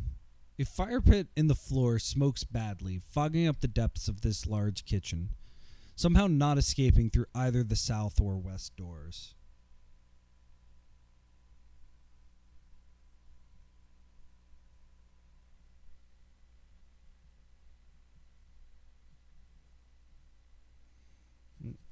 Don't want to do that. Hang on. Just doing some mapping here.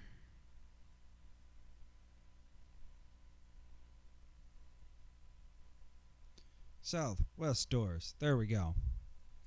A blonde woman huddles alone by the fire as if cold. The woman smiles uncertainly, then rushes over. Are you come from the village, boy? Dost know Lord Dimsford? She sighs at your surprise. So, he sent you. I am his Lucy. It's been so long since I've seen him. Lafond caught me eavesdropping, and now I can't leave the grounds. Let's look at this woman. Lucy is a very pretty woman, a few years your senior, her yellow hair neatly arranged. She wears a cook's apron. I haven't found Lafond's papers. I'm watched too closely.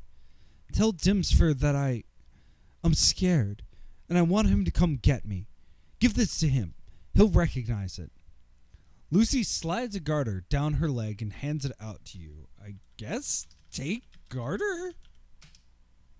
Lucy kisses your head and returns to the fire, humming. The garter is made of abnormally strong, red, stretchy lace. Wear garter. One does not wear a garter over breeches. Look, fair.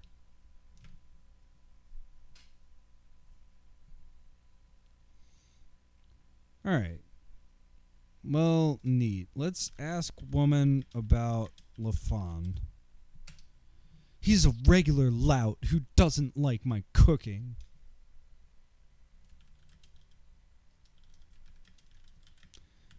About Dimsford.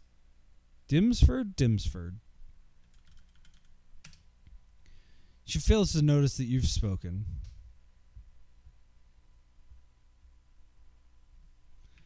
Ask woman about father.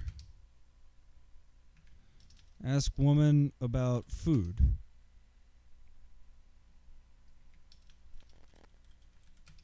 About cooking. Okay.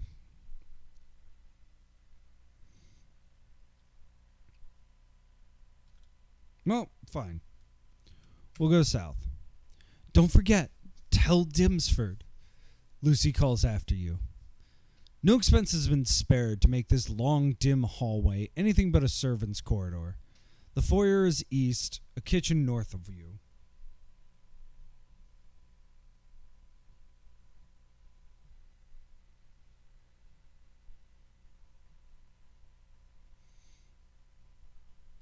All right, I'm not going to the foyer quite yet. Oh, okay.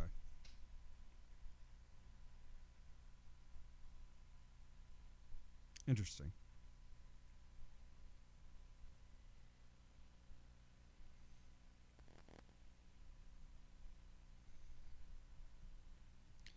That's back to the trade entrance. Let's go south. Buried in the subtropical undergrowth, you lose all sense of being on someone's private estate. Jungle seems to extend for miles on all sides of you. A foot-worn path carves from east to north here, and the vegetation lessens to the northeast. Oh, okay. Cool.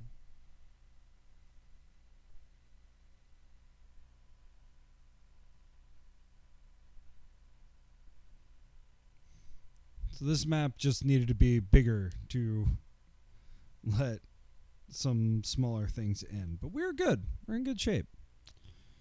Okay. So we're on the lawn. So I believe, yeah, to the east is the Folly.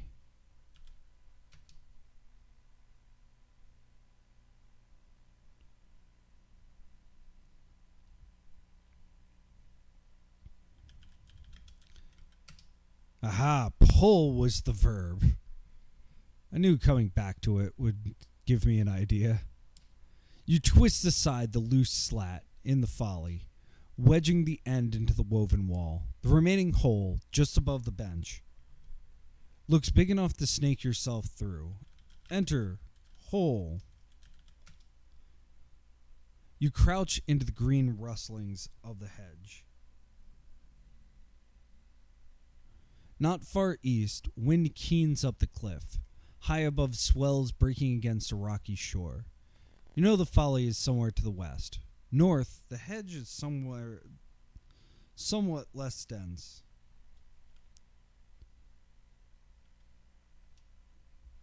If we go east, death lies that way, my lady. Let's go north. You're by the house.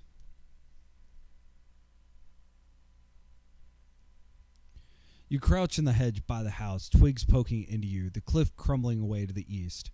The hedge seems less dense to the south. A closed window is directly west of you. Well, open window. West. And we are in a library.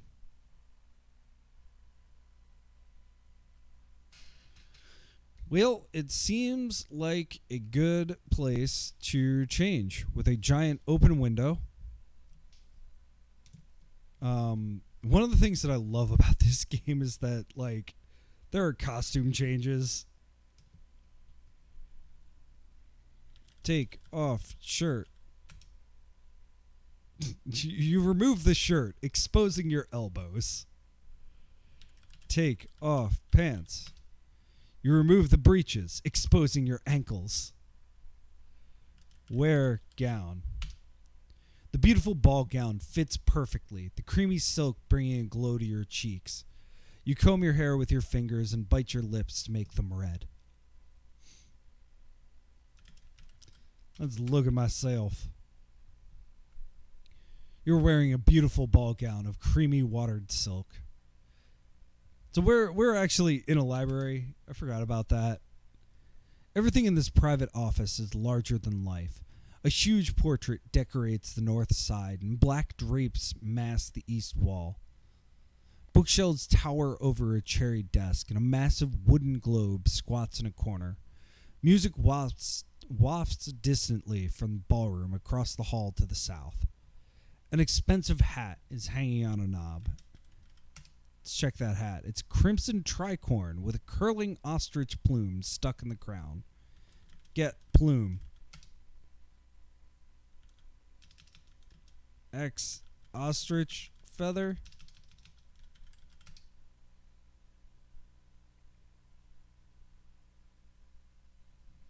Get hat. As you lift the hat from its knob on the wall, a low vibration tingles up your legs from the floor. Wear hat. You're now wearing the hat. Let's look at the knob. You see nothing on the knob. Okay.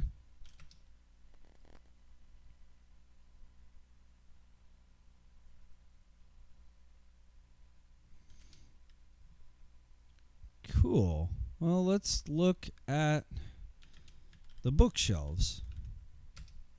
Most of the books appear unread, their pages uncut, the splines not yet creased. All except one, Treatise of Power by Sir Michael Villiers. Read Treatise? You have tipped the book out of the shelf when it snaps surprisingly back into place. There is a mysterious scraping sound from inside the wall. Interesting.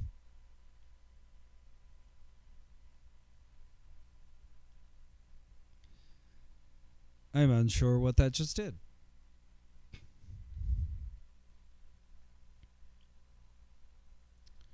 Well, let's look at this desk. You have no need for the desk. What about the globe? The massive wooden globe, painted in greens and blues and white, describes the world as presently known. Get globe. The globe is solidly fastened to the floor. You cannot just walk around carrying a globe. Okay, fair. South is to the ballroom.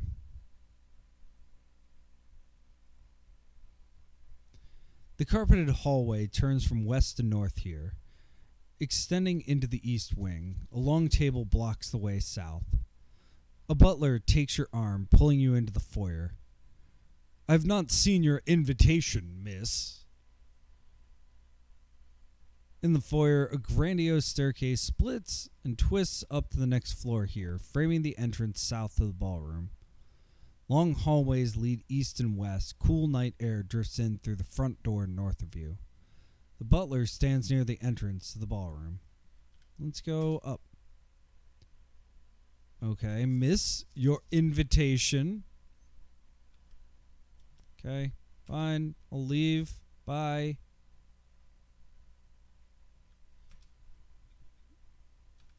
Let's go north.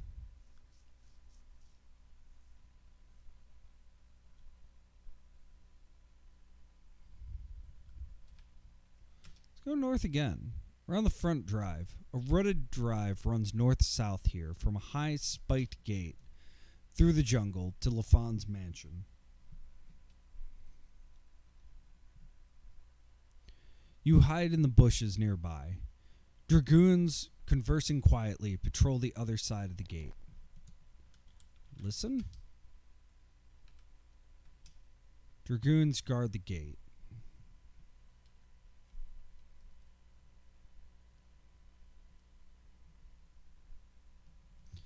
Gate dragoons. Panzer dragoons. There's nothing noteworthy about the patrol. Okay. What about the gate? You can only tell that the gate is closed. Gate's locked. Okay. South.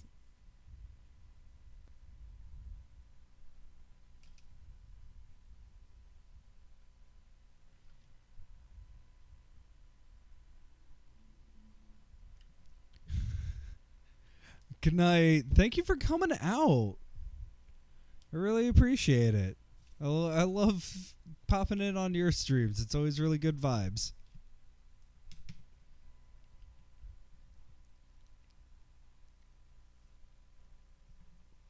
Yeah, we play text adventures every single Tuesday.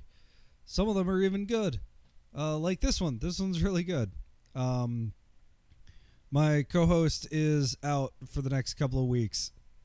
But every Tuesday, 8:30 Eastern time, we play text adventures. But yeah, thank you so much for coming out. I appreciated having some friendliness in chat.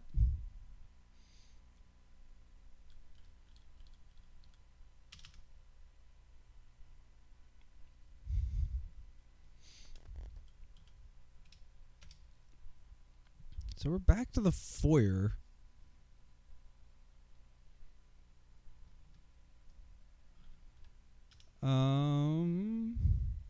Can't go east. Let's just go east. Okay. Butler keeps pushing me back.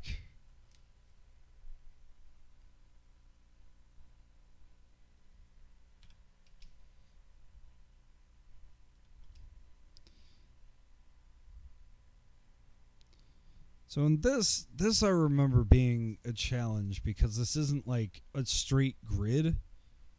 It's a little bit more confusing than that. What if we go north? Nope.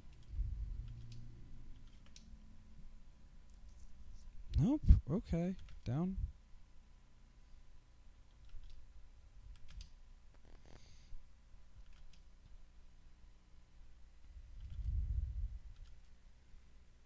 There we go. Northeast. Up. Take off dress. Up. Wear gown. North.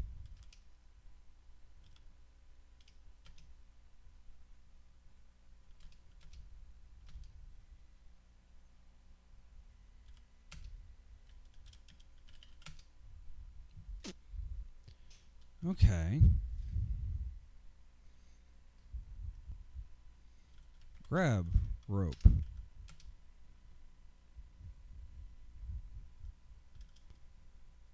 X guests.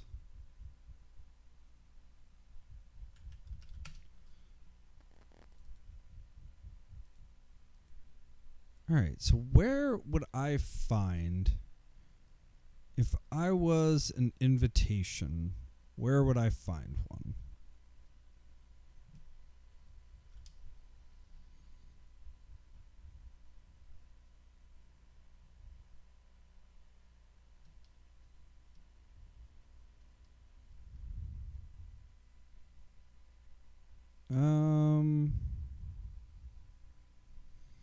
Look, I'm wearing a beautiful ball gown. Isn't that enough of an invitation? Why do we need these specifics?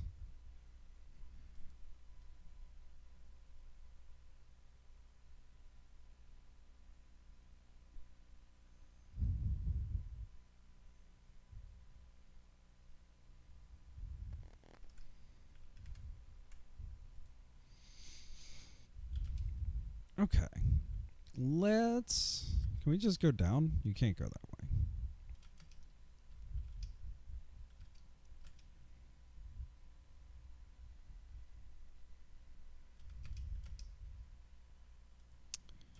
Let's look at these pistols. They look like every other pair of dueling pistols you've ever seen. Okay.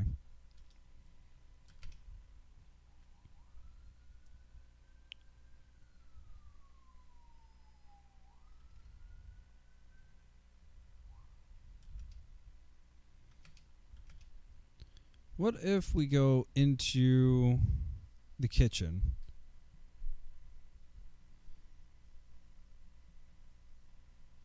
A fire pit in the floor smokes badly, fogging up the depths of this large kitchen, somehow not escaping through either the south or west doors. Lucy huddles alone by the fire, as if cold. "Milady," exclaims the woman, "Lafond's guests are wisest not to stray.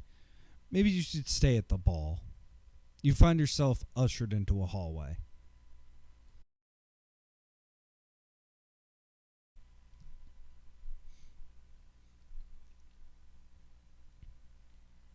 The foyer is east, the kitchen north. No, I wanna go north.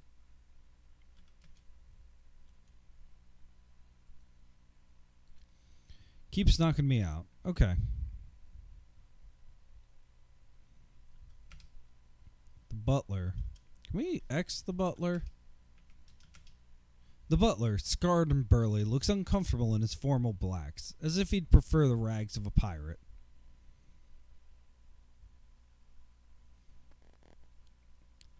Tell butler. Give butler missive. Briskly, the butler refuses your offer. Your invitation, miss? Where would I find an invitation?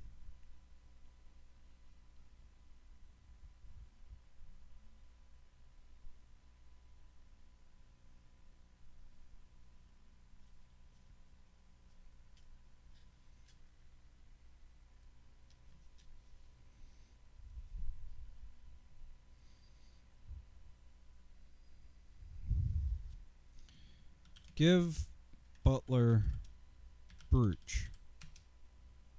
Okay.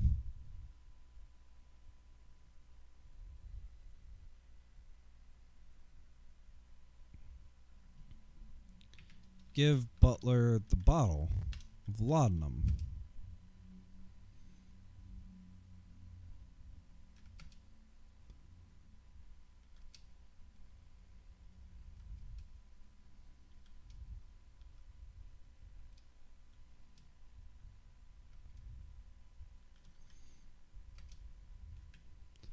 So I'm going to try sitting on the bench and seeing who shows up.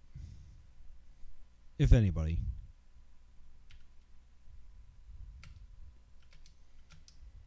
Nobody. Awesome.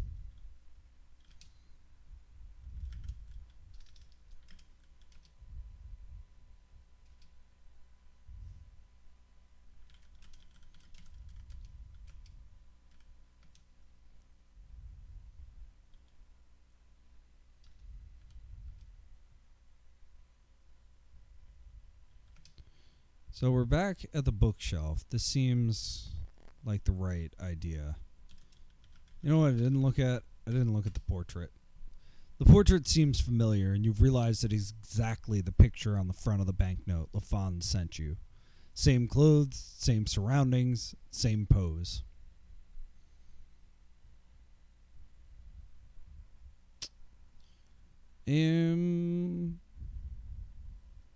Okay. We're going to wear the gown. Oh, because I can just sneak past him, I think.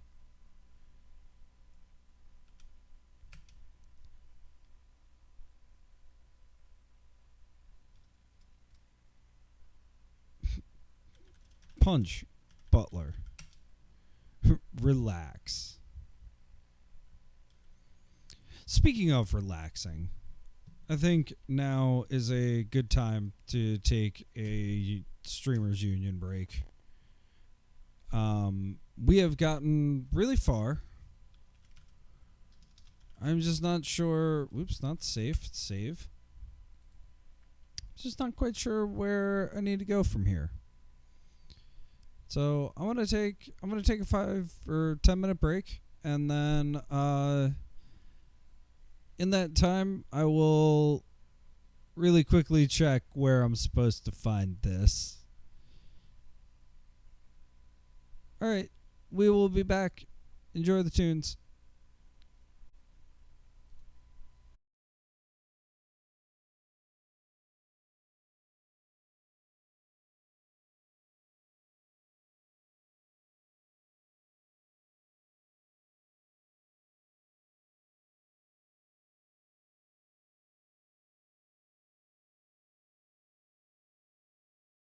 Okay. And we're back. So I have a few ideas before I give up and start looking up a solution. Because what's the fun in looking up the answer? Okay, so I'm in the foyer. He's just going to make me leave anyway. So let's take off the gown and then go inside.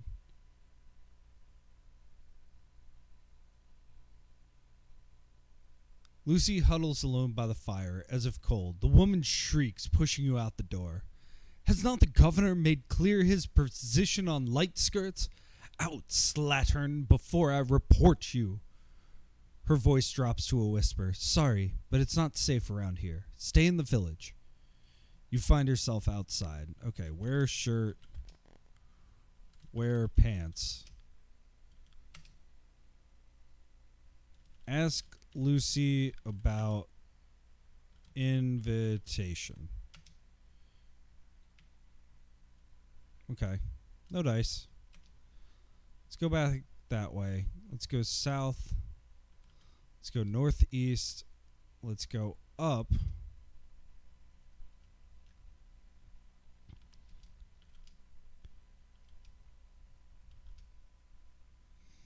We have this chandelier. Look down. There's nothing extraordinary about the floor. Okay.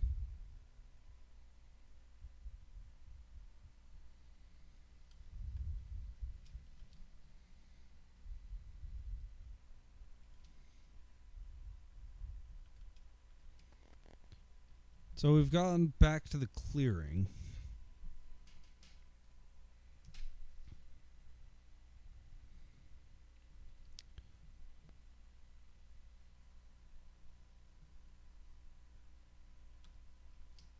Can't go north, can't go east, can't go west.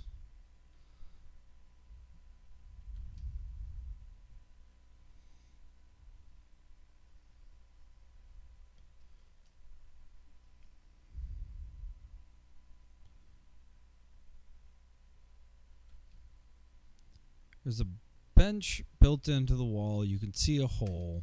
Enter the hole. North, the hedge is somewhat less dense. Let's look north. Let's go back west to the library. Is there any other way? Let's search the desk. Nope, nothing in the desk.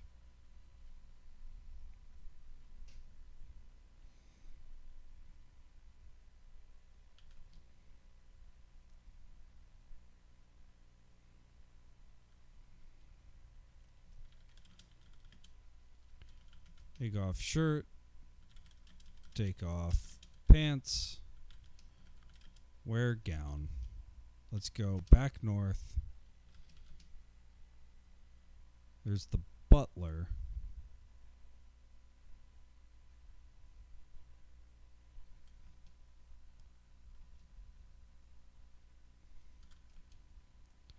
So, yeah, we can't go anywhere. So give me a couple seconds.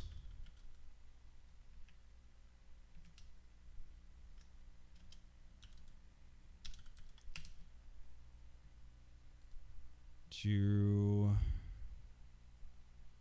look up the Club Floyd transcript, and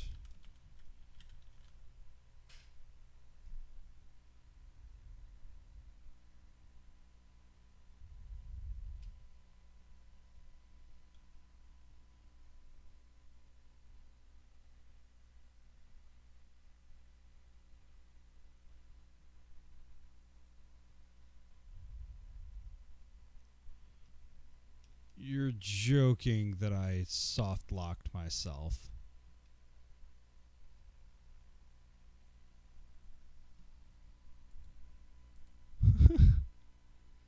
Did I really soft lock myself?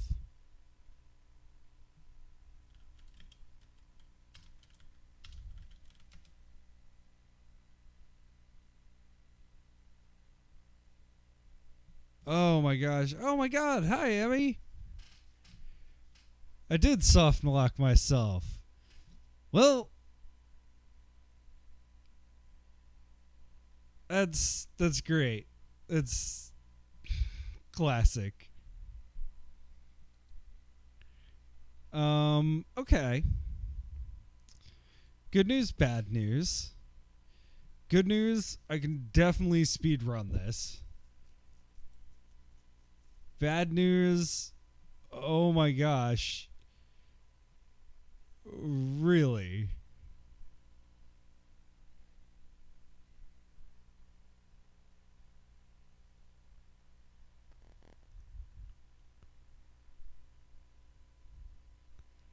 Yeah, I threw. Oh, hey. Lurk away. Thanks for coming out.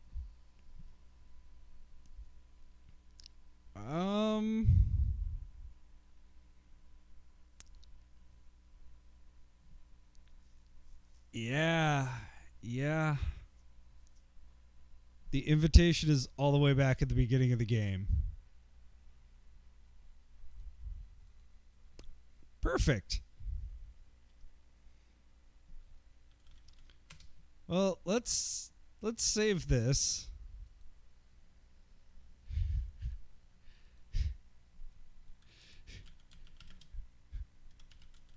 Man, and I found a cool relax.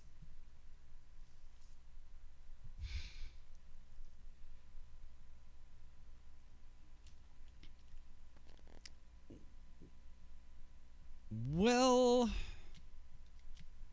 all right. Well, I saved 409 moves. We can do this in quicker. This gives us the rank of Missish Minx. Do you wish to restart?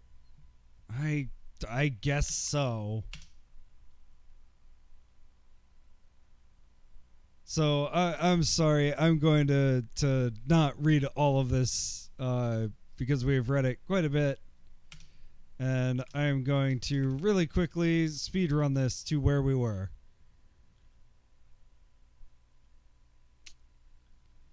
Get up.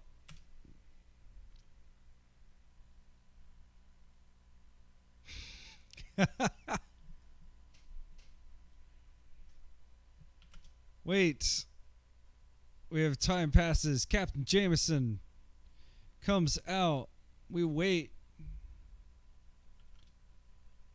The falcon conquers. We have Andy Crilly. Ladies learn to love me. He's a nasty boy. Avast me, but ain't she a beauty? He gets punched. We meet the extremely beautiful, wonderful Falcon. Our love, our paramour. He hands you a missive. Davis's safety box. Get coffer. Open coffer.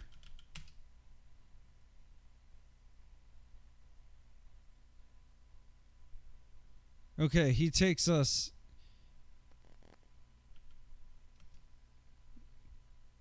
We wait. The evil pirate gets stabbed by the good pirate. We get locked in his room.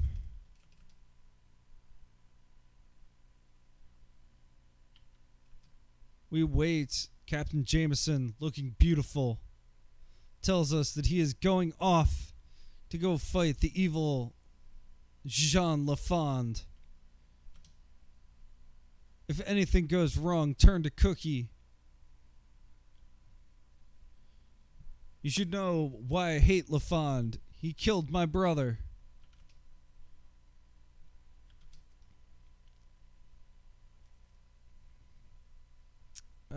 We can go 4.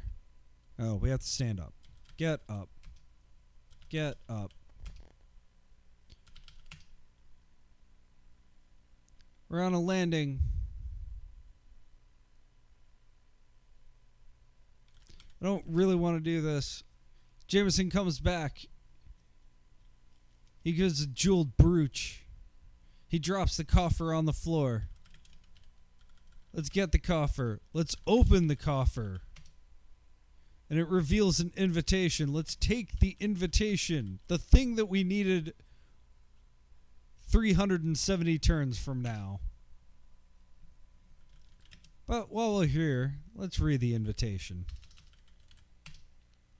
The invitation is addressed to Davis.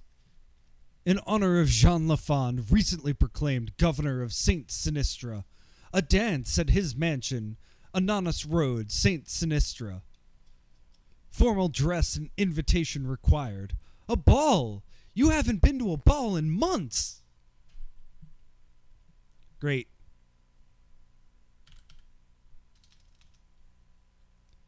Let's go 4. Let's set this to verbose mode. Sorry about that. Let's open the cupboard. We're opened. It's a dark, messy bed set entirely within and filling the large cupboard. Let's enter the cupboard. Let's get the pile of clothes. It separates into a pair of breeches and a shirt. Let's exit the cupboard. Let's go back aft. Let's... Alright, just confirming. An invitation is in my inventory now. Throw, coffer, through, window. We sit on the ledge.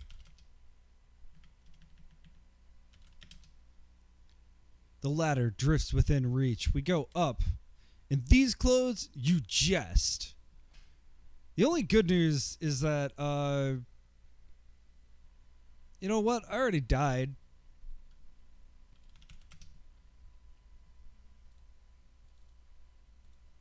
We can get a couple more deaths in. Take off frock. While we're at it, tear frock. Just to speed run it. Let's go up. We'll have to be holding the ladder first. Grab ladder. We're clinging to a slimy ladder. We go up. You climb it. We get to the halfway point. The ladder swings back. We finally made it to the poop deck. There is no jokes involved here. We go north. Oh gosh. No torches are lit or needed on this moonlit night, except in the deep shadows cast by the huge navigation wheel. Men move about to the fore, talking quietly. Under the stairs aft to the poop is a barred door. The ship is floating midway between the islands and a line of reefs. Abaft the reel sits a large pyramid of casks, held in place by a heavy rope. Cannon line the deck, aimed at the open sea and the island. A sailor's notice the swish of your petticoats. "A woman!" he gasps. "Free! Aboard this ship!" It's been a rather long time since any of the crew have dealt with the fairer sex, and they are a bit rough, despite Rodney Quick's exhortations. You have died. In 50 turns, you have achieved a score of 3 out of 25 points. This gives you the rank of Damsel in Distress. We're going to restore. We're going to not die.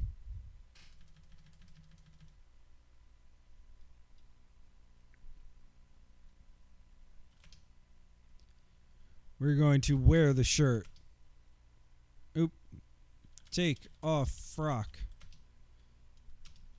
Tear frock. Wear shirt. Wear pants. We now look like a boy. You look a little fat. Kind of messed up. Grab ladder. Go up. Continue going up. 4. Your eyes are drawn to a flicker of light off the sea. Squinting, you see a man swimming to shore, moonlight flashing off his hook. A wisp of breeze brings an odor of onions and rum and the occasional gargling chuckle. Mischief. Reefs.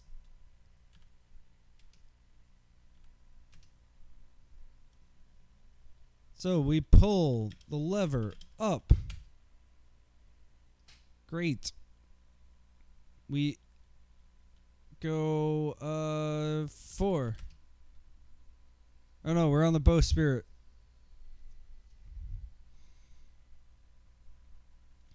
We go aft. We go enter. The wonderful cookie. Just a wonderful dude. The only good dude. Aft. Aft. We're on the poop deck. We go down. We sit on ledge. We go 4.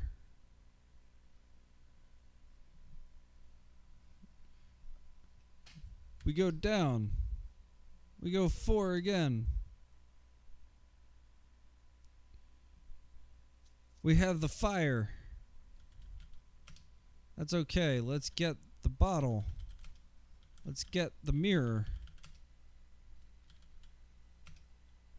We go aft. We go aft. We go up. We go aft. We go up.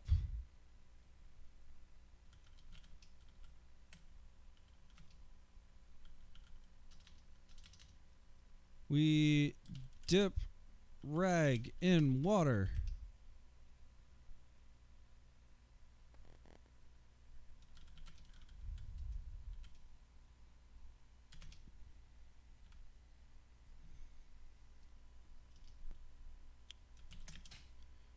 We sit on the ledge.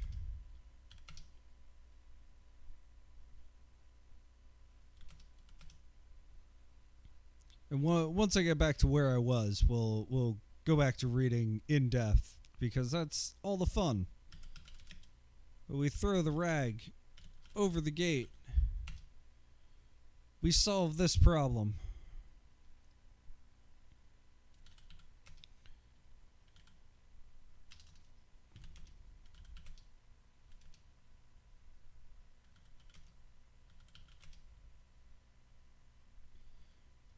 And then we get in a cask. And then we cut the line. And then we're in a lagoon.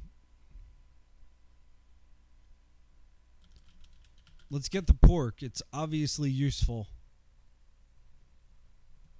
And we are to the beach.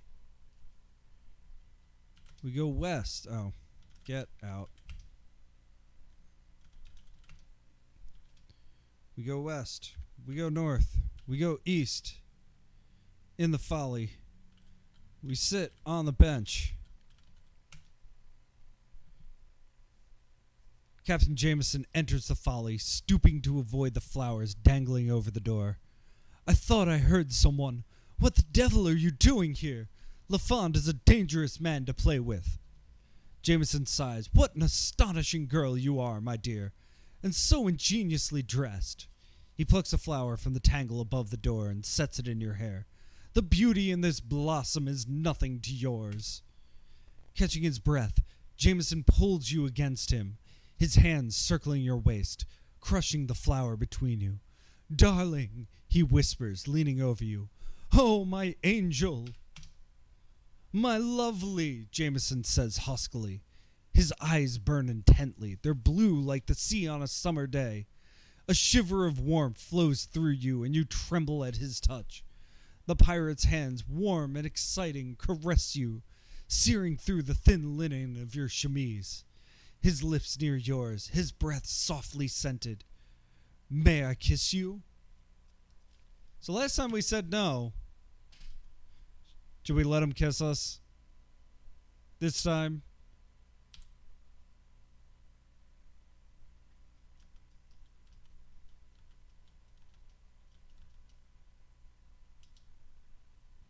Why not? Breathless, eager, you lean into him.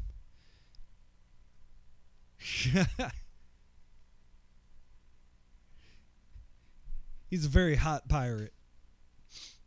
Tender is his kiss, soft his lips as his body presses hard against you. You drown in the tide of your passion, swept like the sea against the rocks of the shore. Alright, more importantly, while we're here, we pull a slat. With a pent-up sigh, Nicholas forces himself away from you. Now is not the time or the place to advance my suit, he says wistfully. But the night is still young and you are so beautiful. I must be gone, lest I lose my soul in you. With an engaging smile, he bows and leaves the folly. If you tell him no, he's just like, oh, my bad. I'm gonna go. Sorry. So let's enter the hole. Hey. Oh. Get up. Pull slat. Enter hole. We go north. We open the window. We take the book. You pick one at random. You always preferred horses to reading, so you put it back.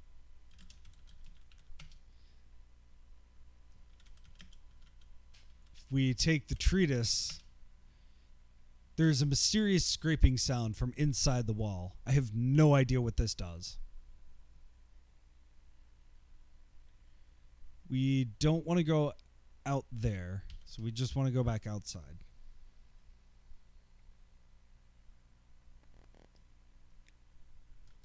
South, west, west, west, northeast, up. Draped across the bed, it's a lovely cream-colored, watered silk gown. It looks about your size. Get this gown. Let's go back down.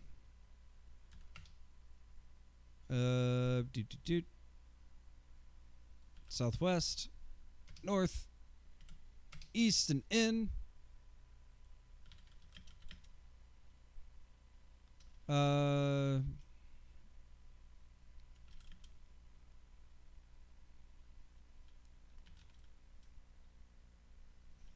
Ask Lucy about Lafond.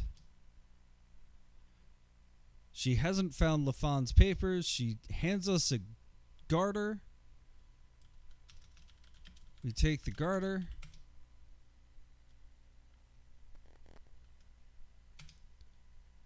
And we're in the hall. Is there anything else that we need to see right now? No. And we have a higher score than I got in 400 moves. I'm going to call this a good time to save. Let's take off our pants. You remove the breeches, exposing your ankles. Let's take off our shirt. You remove the shirt, exposing your elbows. Why not? Let's wear the garter.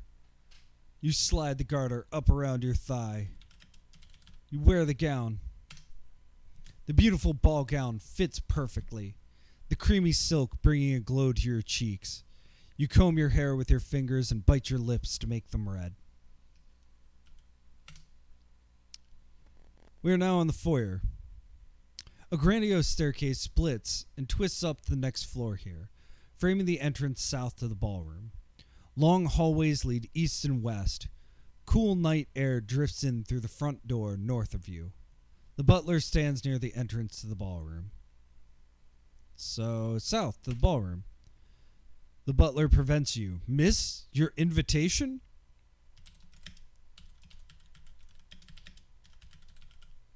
Give invitation to butler. The butler takes the invitation. Enjoy the dance, Miss Davis.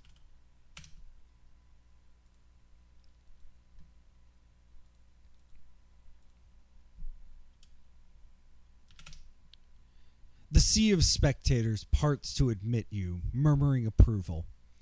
Lafond's party is well attended. You can hardly move for the crush. However, the room is oddly silent, no talk interrupting the musical efforts of the musicians to the west. Despite the heat, no one ventures south to the veranda, nor through the opening east. The foyer is to the north of you. Captain Jameson moves up to you, saying, "May I have this dance?" He doesn't await an answer, sweeping you out onto the dance floor. Dance. You pace out the steps. "I haven't found your father. We've long suspected a passage under the library, but I cannot find an entrance," says Jameson. The steps of the dance separate you a moment, and you twirl around and curtsy to another dancer. You glide back into the captain's arms. Continue dancing. "If there is any trouble, and I am unable to help, a signal from an upstairs seaward window will bring my men. They can be here in moments," the captain says. Your hands link tightly with his and held high over your heads. A line of dancers files between you and Jameson. "I wish you would call me Nicholas. I feel I know you much better than our brief acquaintance would allow." He presses your hand. Together you whirl around the ballroom, his arms snug around your waist, leading you gracefully, masterfully. Nicholas's grip tenses as he nods to a bewigged man staring at you. You turn and the man moves on. The blue of the captain's eyes seems to deepen, looking at you. The music ends with a flourish, and you pirouette once more before curtsying to Jameson. As you move to the side of the dance floor, Nick adds, "We should separate. I'm sure I'm being watched. You would be safer aboard the Helena Louise. If you slip out the veranda doors, no one will notice you leaving." He touches your hand and dissolves into the crowd. As if we're going to leave.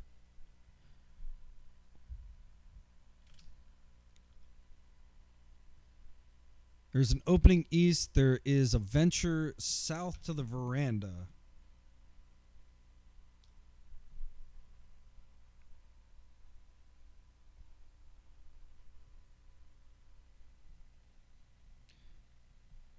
As I map this out,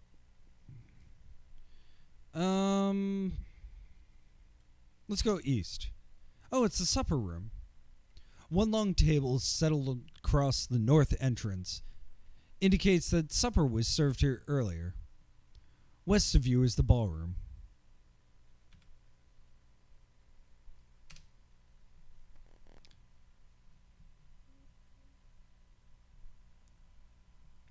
This is the east hallway.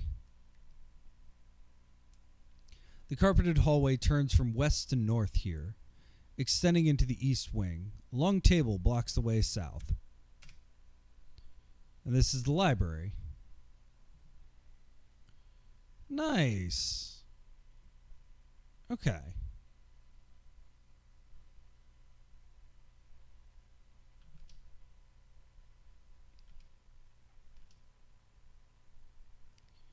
Ooh, a fashionably bewigged man stalks up to you and bows deeply. "Will you dance?" he asks with a slight French accent.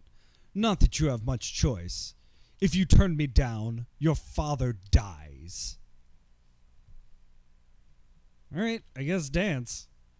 One cannot dance the minuet alone. "I am, of course, Lafond." He laughs triumphantly and pulls you into the dance. "So you know I am not your father's friend," Lafond says, offering a hand for the promenade. "Unfortunately, you are in my power. He is in my dungeon, and I am still king of these waters."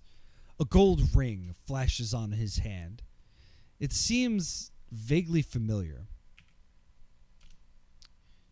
Lafond's eyes rake your body.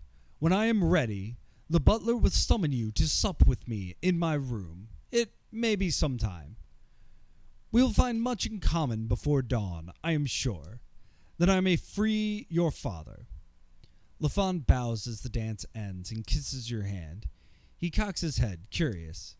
"You have far less spirit than your father credited you. He swore you would have freed him in no time at all. A pity. I prefer doyens with metal. He moves to speak with the butler, then drifts into the crowd. All right, let's go out to the veranda. The door is closed. Open door. Steps lead south from this white marble veranda to a clipped lawn. To the north, a line of people blocks your view of the ballroom.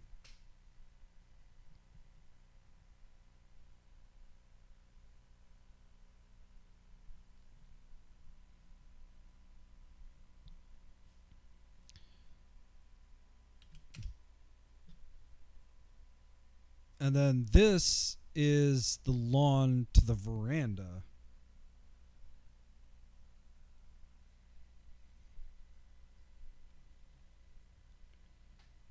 Got it.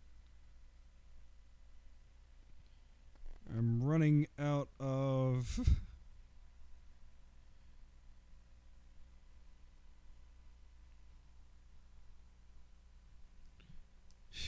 running out of symbols on my increasingly complicated map. Okay. We can go to the veranda. We can go to the ballroom.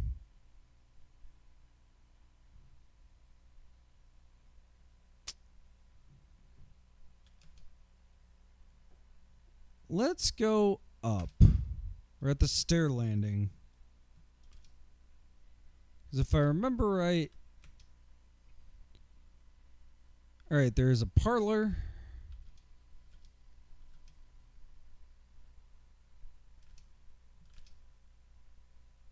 Alright, there's this chandelier. I'm going to save because I have died in very weird ways with this chandelier. Untie rope. Grab rope. Okay. Well, we've untied the chandelier, now dripping hot wax spilling onto the floor. And then I am sure that's his bedroom. So I think we just have to wait.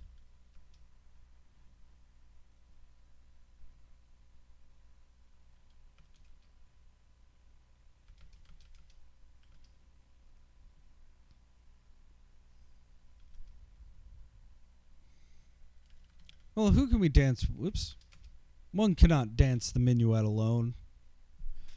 Okay, what if... Huh. Well, let's look at the musicians. Can't see any musicians. Oh, the orchestra. A few older women and young girls sit near the small orchestra assembled at the end of this ballroom. Ex-women? Ex-orchestra? The small band is made up of virginal bass and treble viols and several recorders. They are playing I Want to Kiss Your Hand by J.S. Beadle.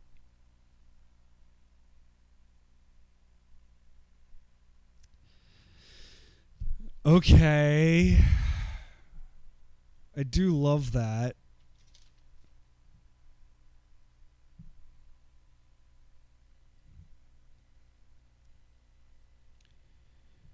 All right.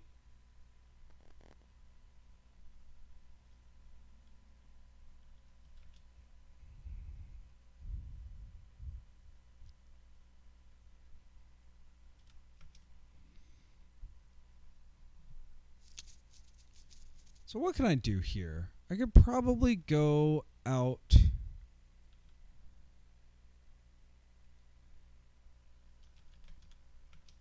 the front drive. Talk to dragoons. Huh. The patrol looks at you expectantly. If you seem to be about to talk.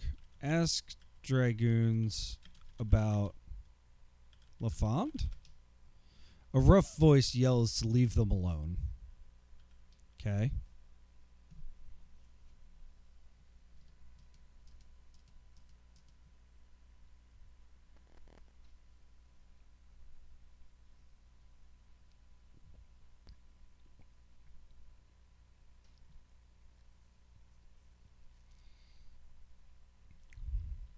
But we do have free range of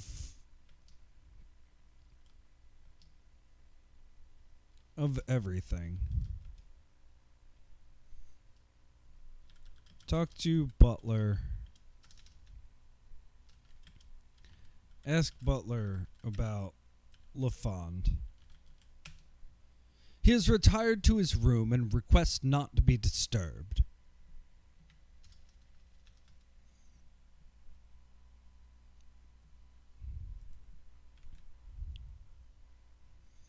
About Dimsford?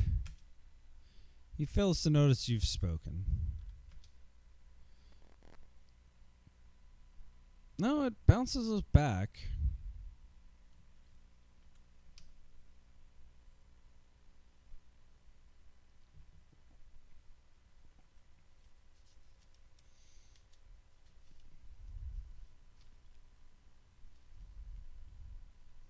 What if we take off gown and wear frock?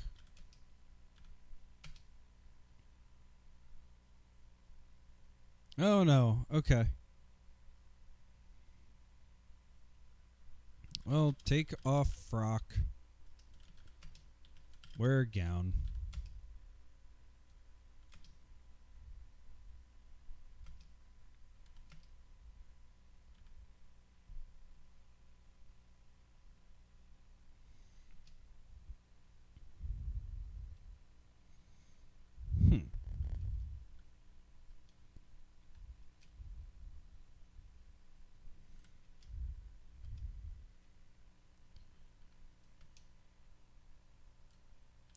Open door.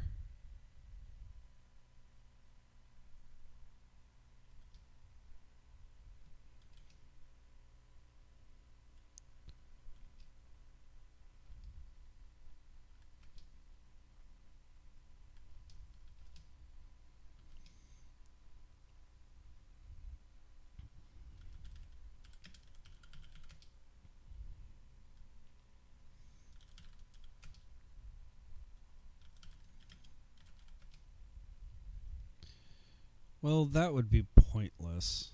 Okay.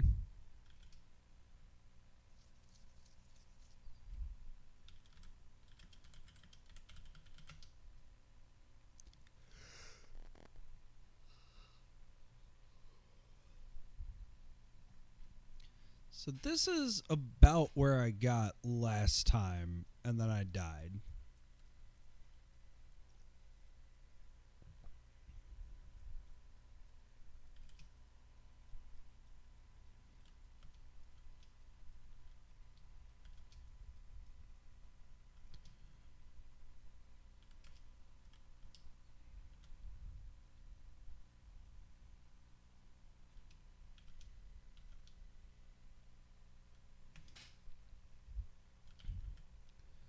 Sit on bench. Now on the bench. Let's wait a little bit. Nope.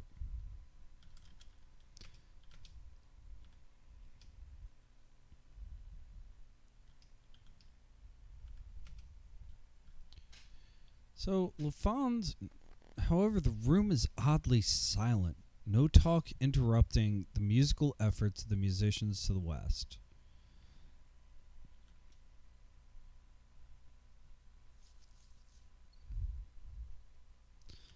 Sit.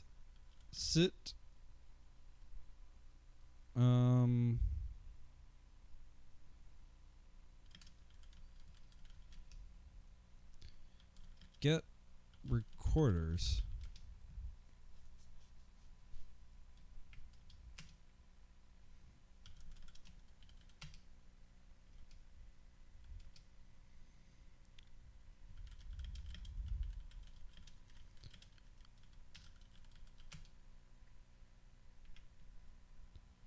Yes, ask Butler about Lafond. Ask Butler about bedroom.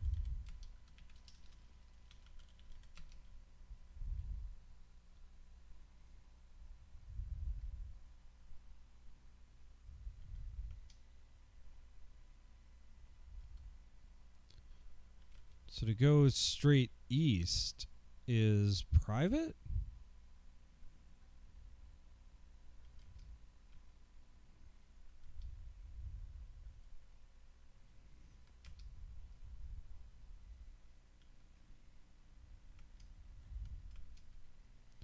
So that's the library. What if we get the hat? A low vibration tingles up your legs from the floor.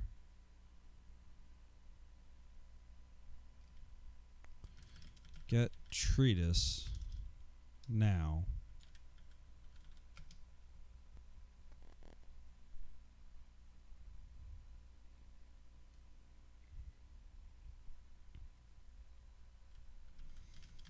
Read book.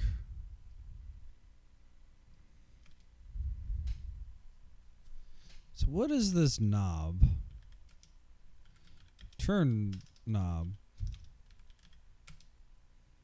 Fiddling with the knob doesn't do anything.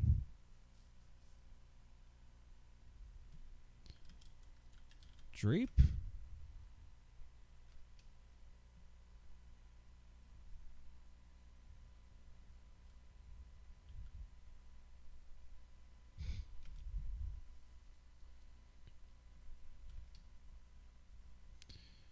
Well, alright.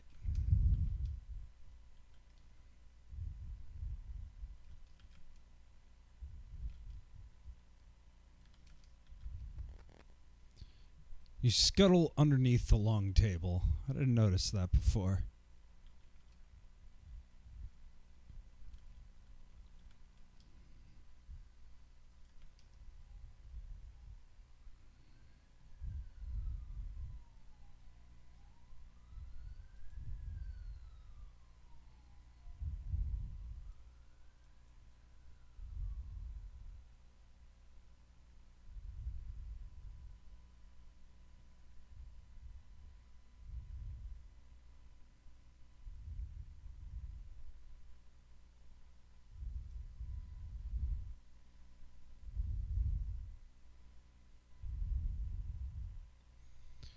Well, it does take a while for them.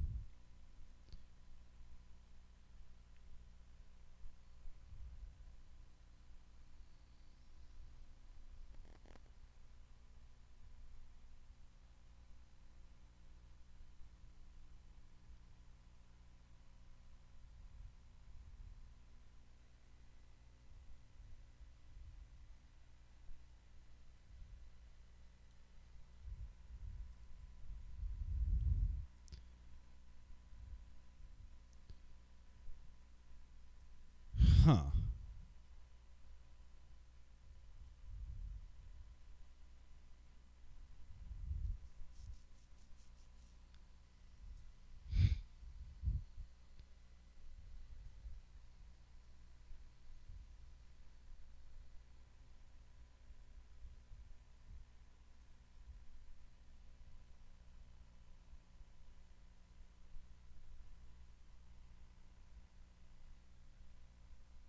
So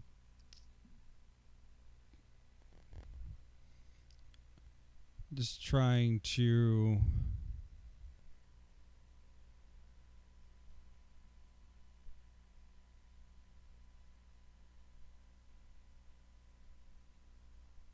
yeah.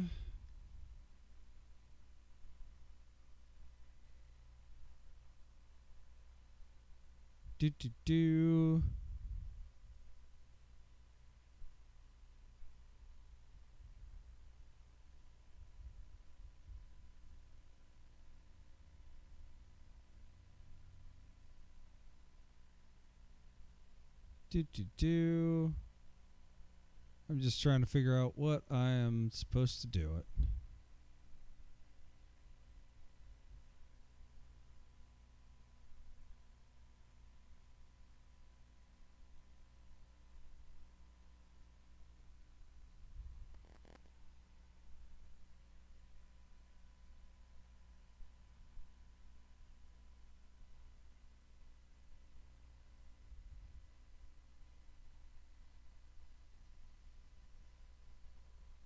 So the good news is we're almost almost done. I'm just trying to figure out.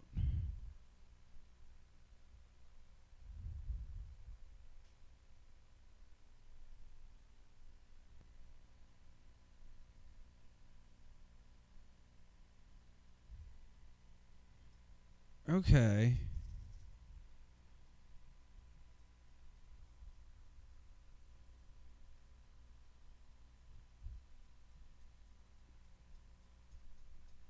Now that is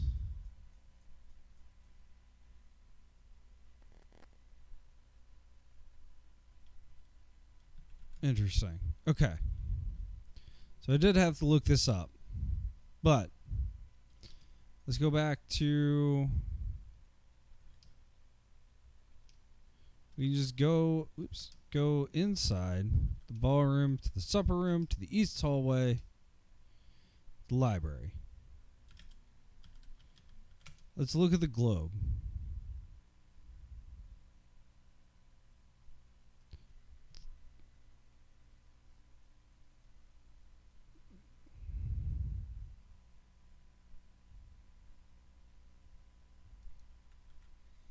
So where...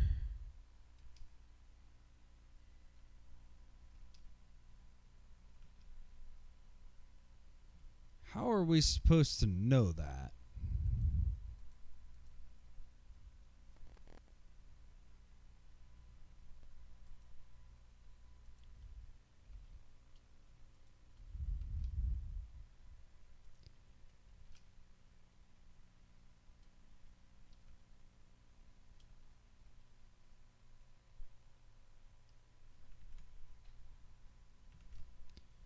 Okay.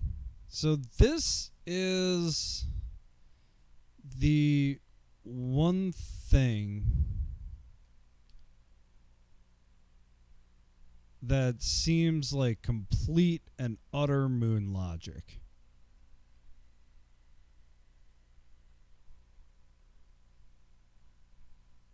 And I don't know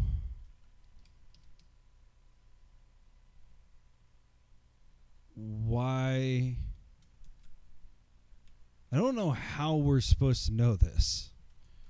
So it says, so I'm reading the Club Floyd. And so we know that there's something in this room that like we hear the whir. We hear all sorts of weird things in this room. We know this room is the thing that happens. So, and this is why, especially with these like older games, it's really valuable to have Club Floyd. It's really valuable to have these walkthroughs. Because, God, how would you know this? So we looked at the other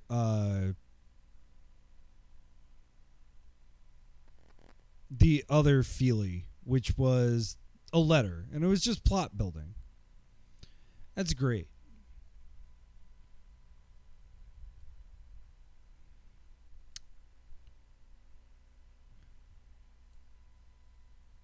And so the Treatise of Power thing, I think that was really, really smart.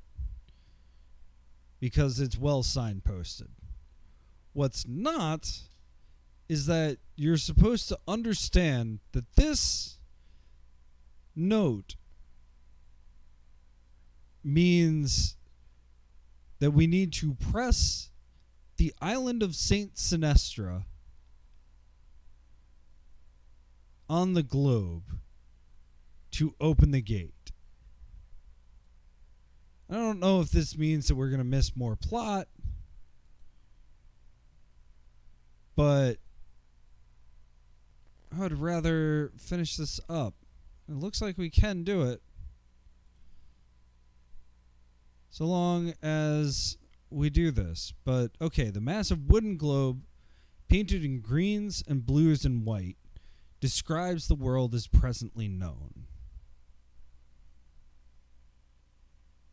So, X Island, there is a tiny replica of Saint Sinestra is painted on the globe. So what if we said find Sinestra right in front of you?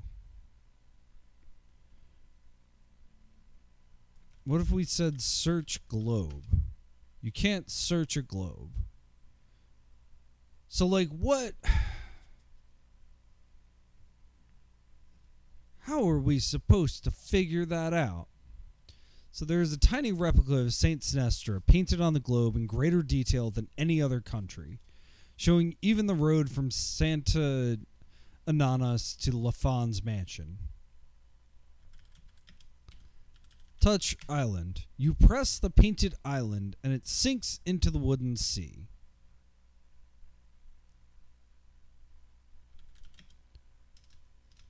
X portrait. The portrait seems familiar. It is exactly the picture on the front of the banknote Lafond sent you. Same clothes, same surroundings, same pose. Move portrait. Take treatise.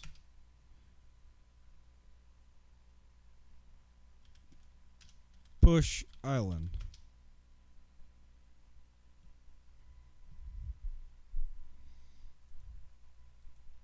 So this is also interesting. Oh, we have to...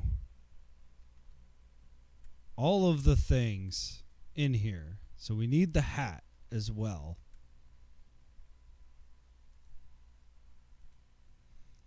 Take hat. A low vibration tingles up your legs from the floor. Press island. You press the painted island, and it sinks into the wooden sea. You hear a whir and a click, and the portrait pops open. So this is the most absurd clue for a puzzle that I think I ever would have guessed. A draft of sea-scented air flows in from behind it.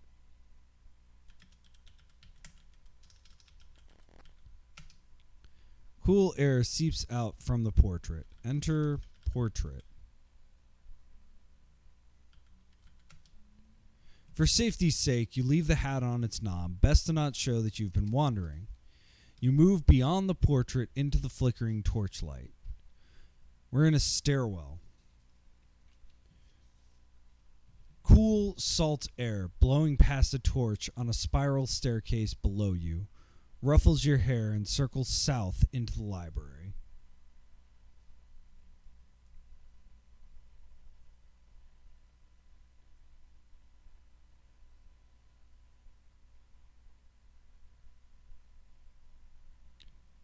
All right, so we can go down from here. We're at the bottom of the stairwell. Flickering torchlight lights the bottom of a spiral staircase. A draft blows from the east. A passage leads south. Let's go east.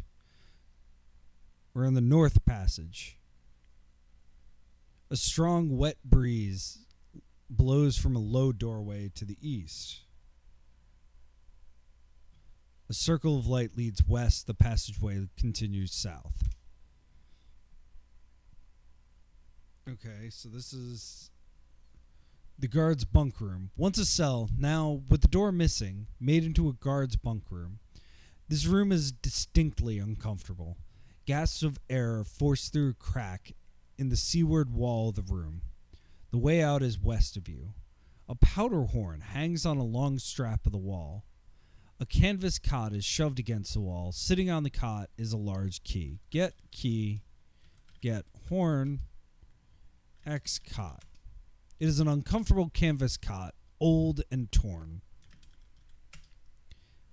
The key looks like every other large key you have ever seen. Thanks. The powder horn is almost triangular with a little spout on top. The powder horn is similar to the one your father used to carry when hunting. It is filled with a mixture of gunpowder and shot. So all we need is gun.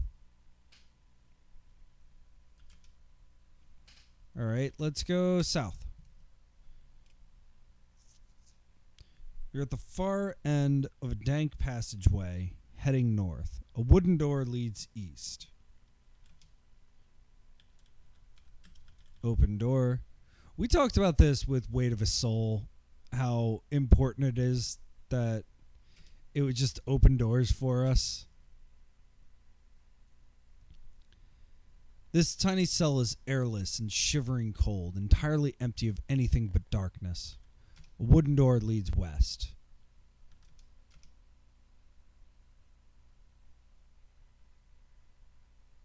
So, okay, let's go south. We're in the anteroom. 2 exits lead from this cavernous room, north and south. The walls drip with wet, forming a huge pool on the floor. A crocodile lies half in the pool, gazing at you with baleful eyes. Jaws wide open. Dagger-sharp teeth glint in the torchlight. Throw pork at crocodile. The crocodile snaps its jaws shut as the slab of pork disappears into its maw. South.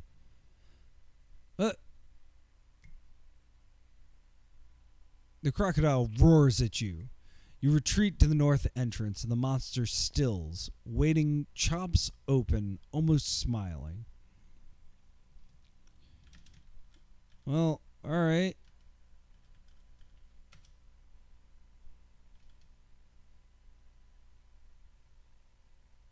Two gleaming teeth poke out of the crocodile's closed mouth. What do I have to scare this thing? Oh, you know what? Did I just save? I did. Restore.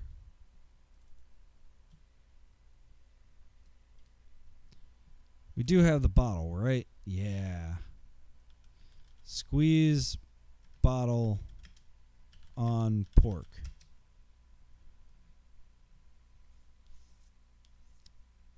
You squeeze 3 colorless drops onto the slab of pork.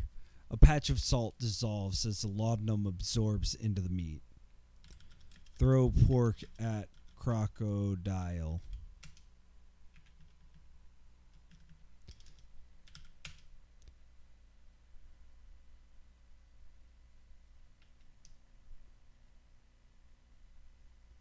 Crocodile snaps its jaws shut as the slab of pork disappears into its maw.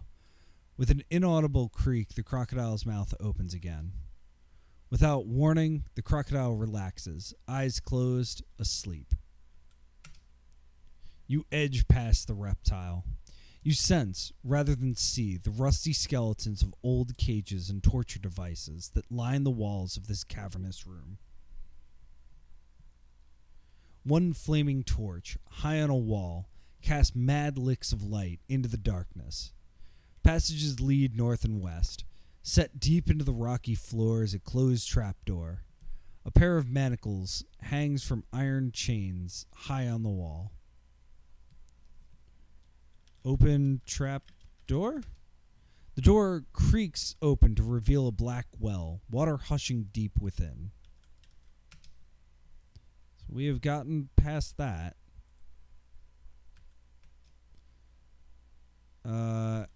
Enter well. You start to climb down the well, but lose your footing on the slimy rock. The fall to the bottom of the well is endless.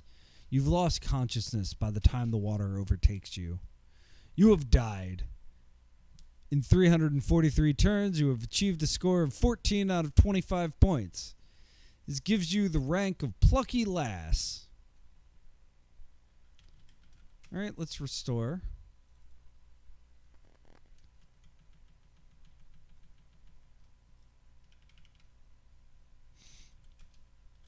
Alright, what's in our inventory here? We have smelling salts. We have a linen chemise.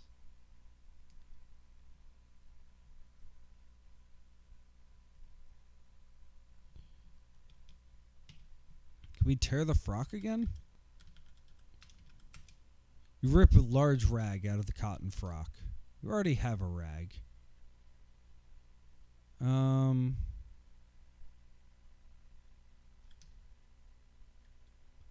Let's look at the manacles.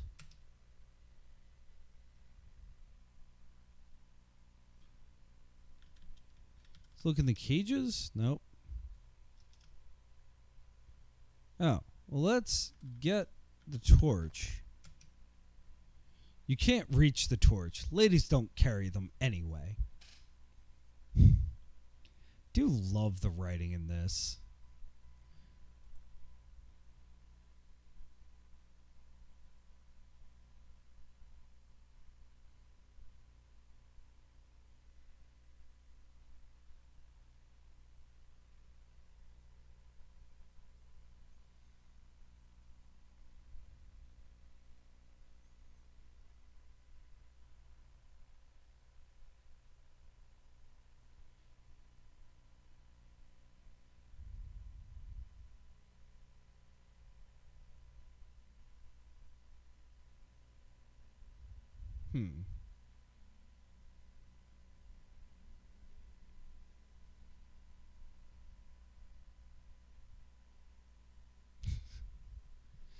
Yeah, so made the same mistake.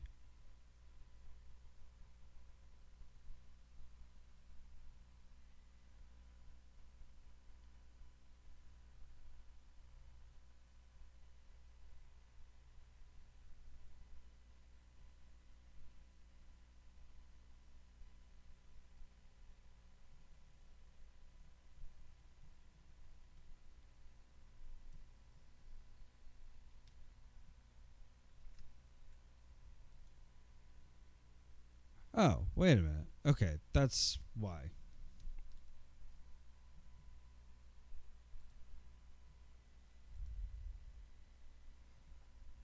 So passages lead north and west.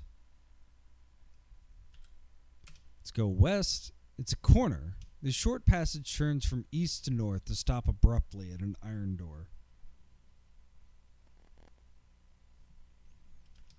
I have to open the door first. Unlock door. Open door. North. We are in the cell. Hewn from dense rock, the cell is a stagnant burrow. Except for the tiniest glow of light from the torch 2 rooms away, it is pitch black. As you enter, a tall, bony man moves out of the darkness. "Papa!" you cry, rushing into his arms. "Why, hello, my dear." He hugs you tightly. "Nick certainly took his time about fetching you." "Ask Papa. Wait. Show Papa. Garter." He smiles dreamily at a memory. You briefly explain the current situation to your father. "I knew Falcon would do his best to rescue me once you were safe. Now, to rescue Lucy, Nicholas will have told you about her. You get him while I get Lucy, and the 4 of us will meet down at the beach. Just show me the way out of this maze, and we'll get started."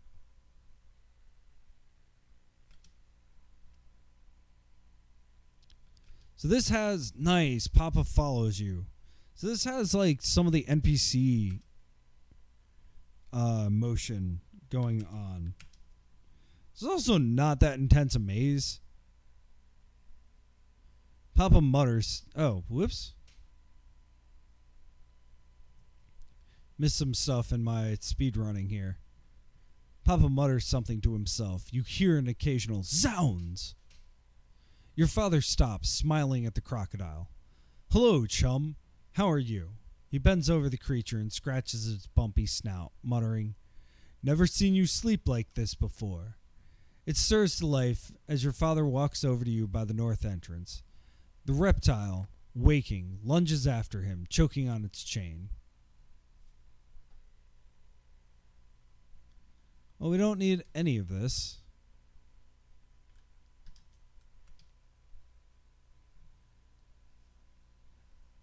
Papa follows you. A window, your father explains. I shall creep out to the kitchen. Get the falcon. He climbs out the window. We're in the foyer.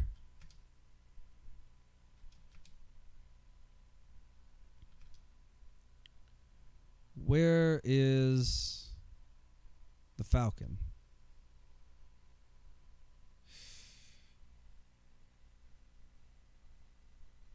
Oh no. The butler walks up to you. M. Lafond requests your presence in his room immediately, miss. He points up the stairs, bows, and leaves. Oh, alright.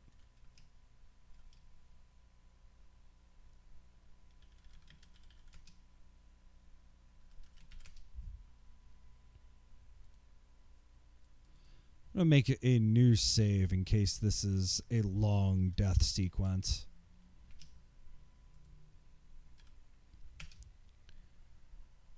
Welcome, ma petite. Lafond bows you in. Lafond's bedroom shows all the outpourings of his megalomania.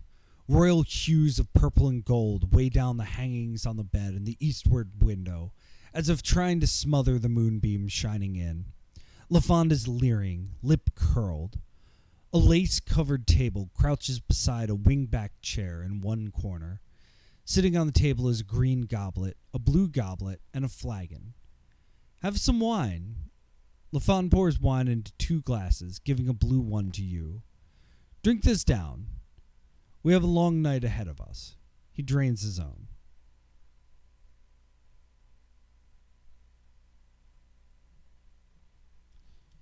Squeeze bottle in flagon.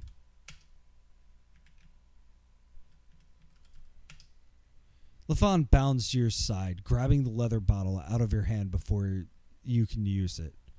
What have we here? Trying to poison yourself? Or me? He throws it out of the shutters. Lafond waits impatiently for you to drink. I guess drink. Drink wine? You empty the blue goblet of wine. Good girl, he says. Let's see more cooperation of this sort. Suddenly, the door slams open. It's Jameson, coatless, sword bared, his shirt ripped. Thank God I am not too late. Leave, darling, before I skewer this dog to his bedpost, he cries. The scar on his cheek gleams coldly. With a yell, Crowley and the butler jump out of the darkness behind him. Nicholas struggles, but soon lies unconscious on the floor. Take him to the dungeon, Lafond says, setting down his glass. You, butler, stay nearby. I do not wish to be disturbed again. Now that we are rid of that intrusion, cherie, I will change into something more comfortable. Pour me more wine. He crosses the wardrobe, removing his coat and vest, turns slightly away from you.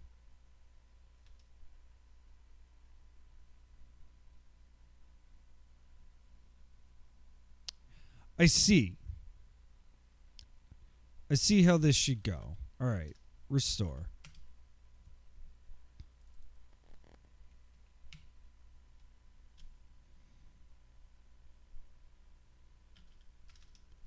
We go north. We have some wine. Let's drink wine.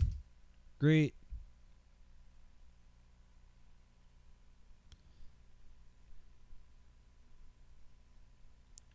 Squeeze bottle into green glass. You squeeze 3 colorless drops into the green goblet. You sense Lafond hesitate, then continue primping. In private, call me Jean, or whatever endearment you choose, once I have approved it. Lafond is looking into the wardrobe. Pour wine into green glass. You fill the green goblet with wine. The butler enters, laying a silver tray of cold chicken on the table. The kitchen wench has gone, your grace. I took the liberty of fetching these myself. He bows and leaves the room. Sprinkle some spices on the fowl, ma petite. Lafond says, donning a long brocade robe, his back to you. They are hot, but delicious.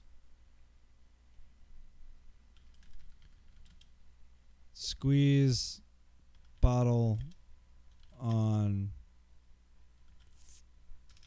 chicken.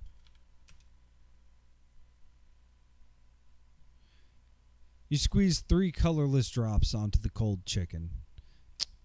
The cook has gone too far. She shall be leaving us tomorrow. Lafond adjusts the lace at his neck. The well in the silver tray is filled with a mixture of salt and other spices, predominantly red and black pepper. Lafond strolls to the table, smiling slyly. But you haven't finished pouring the wine. He tops off both glasses. Which glass was mine? I seem to have forgotten. He points to the green goblet and smiles in a way that does not grant you confidence.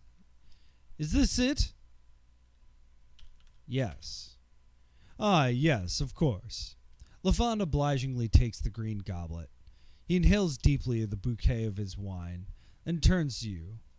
You must think me very naive to fall for such a trick. I saw you pour something into one of these glasses, although I cannot smell it. He switches goblets, setting the green goblet into your nerveless grasp and taking up the other, smiling evilly. Now, you will drink from the cup intended for me. All right, we're going to undo.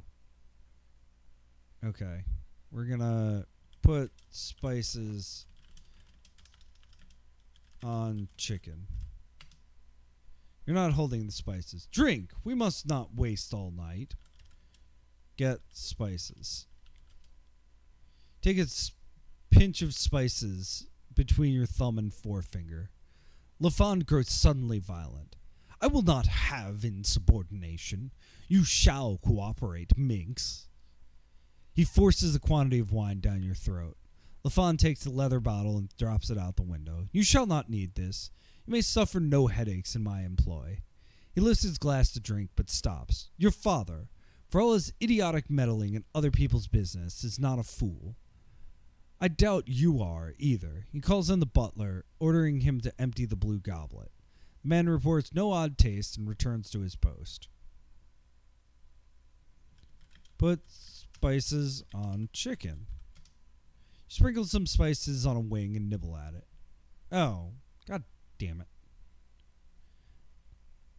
The peppery heat hits you like a wave, leaving you gasping, eyes watering. Lafond draws nearer, whispering indecencies. He caresses your lily-white neck, his fingers ice cold despite the tropic heat. Your face convulses in a prodigious yawn. The spices dribble out from between your fingers. Lafond slides his hand up your neck and into your hair, letting it fall down your back in thick waves and tresses. He lays everything you carry on the floor. One by one, Lafond undoes your buttons. He pulls open your bodice. Your clothes float to the floor. You stare into space for a long, thoughtless moment. It seems very hard to think. You think, but you aren't sure. Lafond runs his fingers down your naked spine and compliments your body. He removes your dressing gown. Lafond kisses your shoulder, your neck, your ear. Close your eyes, if you will, he taunts, and pretend I am your dearest Captain Jameson. But I am greater than he will ever be. He kisses you, his lips thin and cold. Your eyes are extraordinarily dry. You blink to moisten them and snort awake a minute later, drool dripping down your chin. Lafond leads you over to the bed. Lafond pulls the sheets up to cover you both, pressing his long, flaccid body against yours. Waves crash against the base of the cliff. You have suffered a fate much worse than death. 16 points, daring demoiselle. Okay, we are close.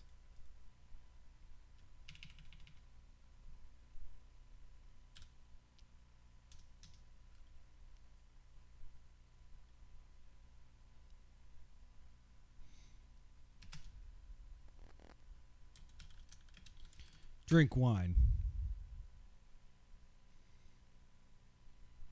Yes, idiot dies. That's fine.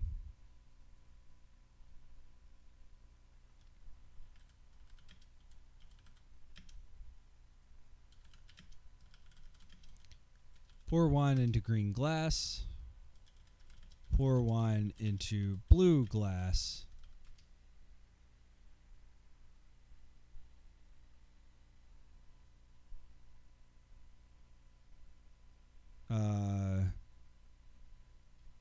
Squeeze bottle into blue glass. Get spices. Yes. Yes. Drink. We must not waste all night. Lafond pushes the glass towards her mouth. Drink wine. You empty the green goblet of wine. Good girl, he says. Lafond takes the leather bottle and drops it out the window. You shall not need this. You may suffer no headaches in my employ. Lifts his glass to drink, but stops. Your father, for all his idiotic meddling in other people's business, is not a fool. I doubt you are, either. He calls in the butler, ordering him to empty the blue goblet. Man reports no odd taste and returns to his post. Well,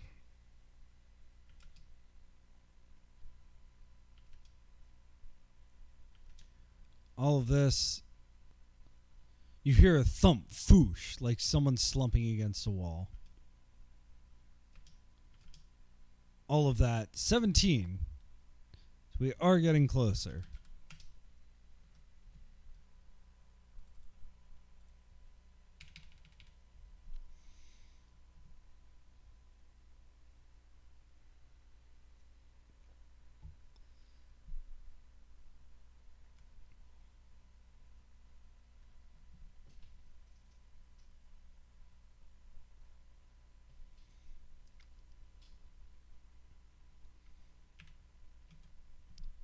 So, okay.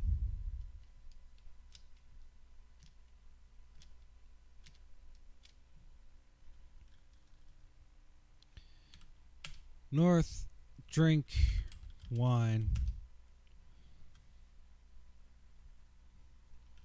Pour wine into green glass. Pour wine into blue glass.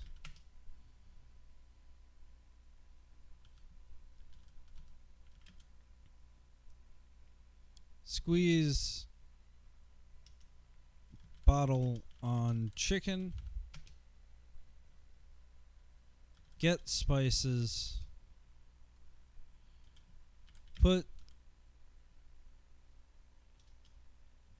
spices on chicken.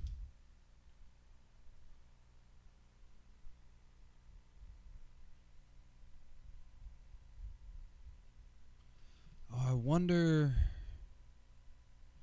Okay, we'll see how this whirls.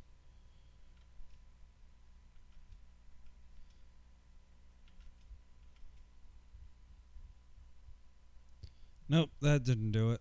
Okay. Restore. So we do have to kill that dude.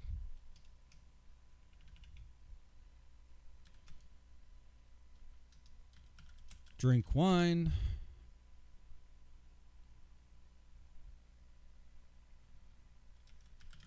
Pour wine.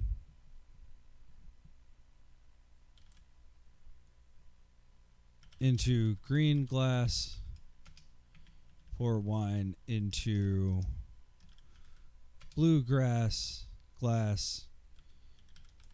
Sprinkle. Nope. Squeeze.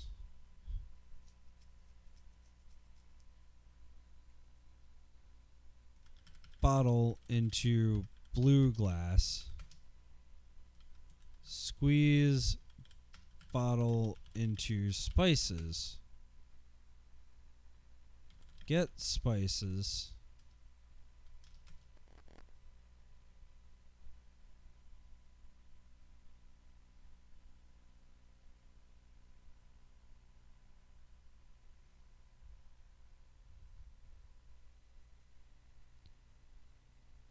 Okay. No.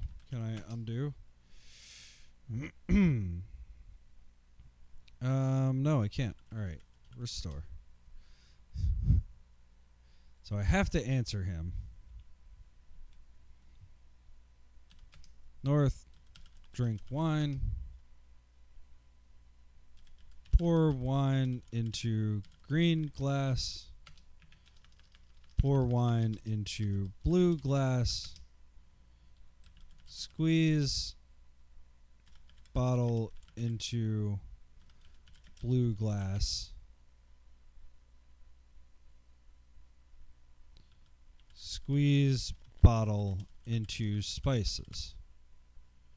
Yes. Drink wine. Calls on the butler. No odd taste. Returns to his post. Get spices.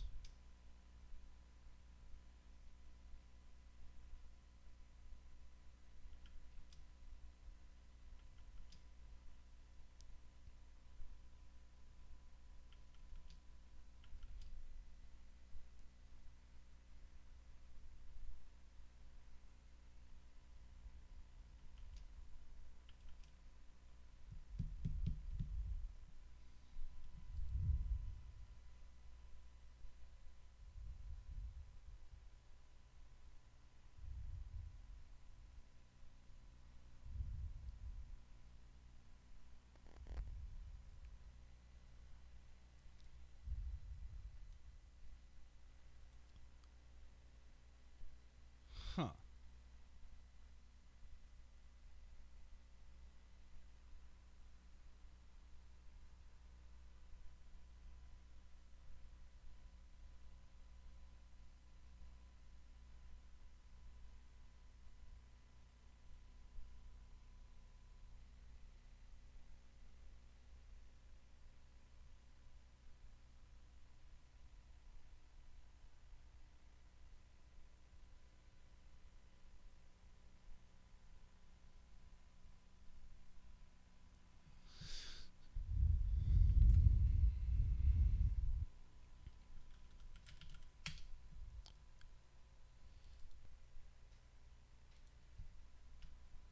That was my next thought. I just didn't know what verb to use.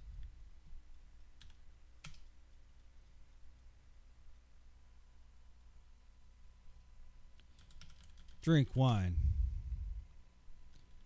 Pour wine into green glass. Pour wine into blue glass.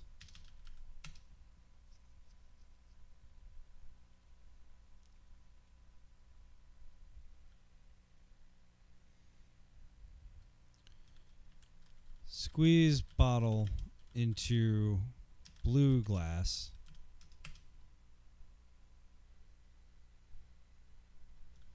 Squeeze bottle into spices. Great. We've done all of that. Yes, the green one is yours. Now you will drink from the cup intended for me. Drink wine.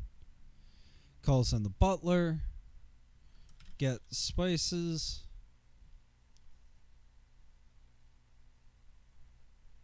Let's wait. Let's wait. You hear a thump. Throw spices at Lafond.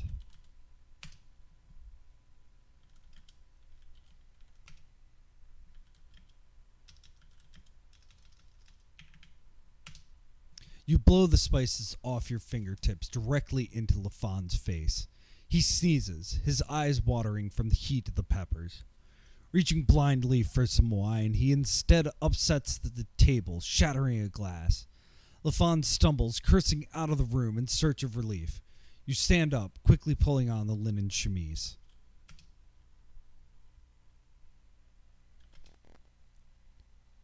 Get all. Wear garter. Wear gown.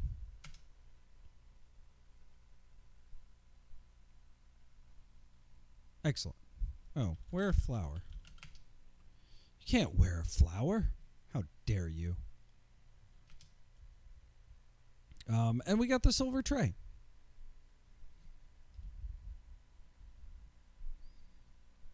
So that's all good. All right. Lafond's bedroom shows all the outpourings of its megalomania. Royal hues of purple and gold weigh down the hangings on the bed and the eastward window, as if trying to smother the moonbeams shining in. Reflect moon with mirror.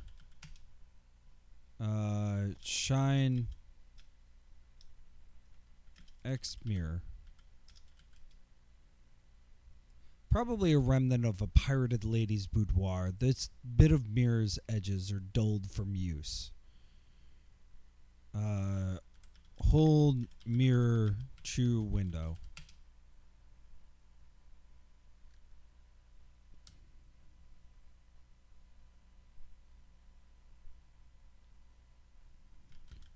Reflect moon. In mirror. You roll the bit of mirror around in the beam of moonlight till it glows silver white. After a moment, a flash of light responds from the Helena Louise. Okay. Let's go south. The butler lies on the floor, prone and snoring loudly. Let's look at this butler. The butler, scarred and burly, looks uncomfortable in his formal blacks, as if he'd prefer the rags of a pirate. He lies snoring on the floor.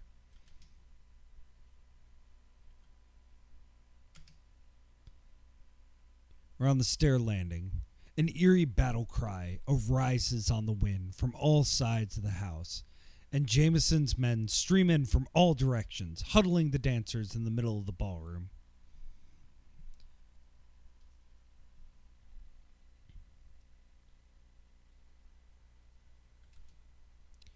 We're in the foyer. Yes. Tell Cookie library.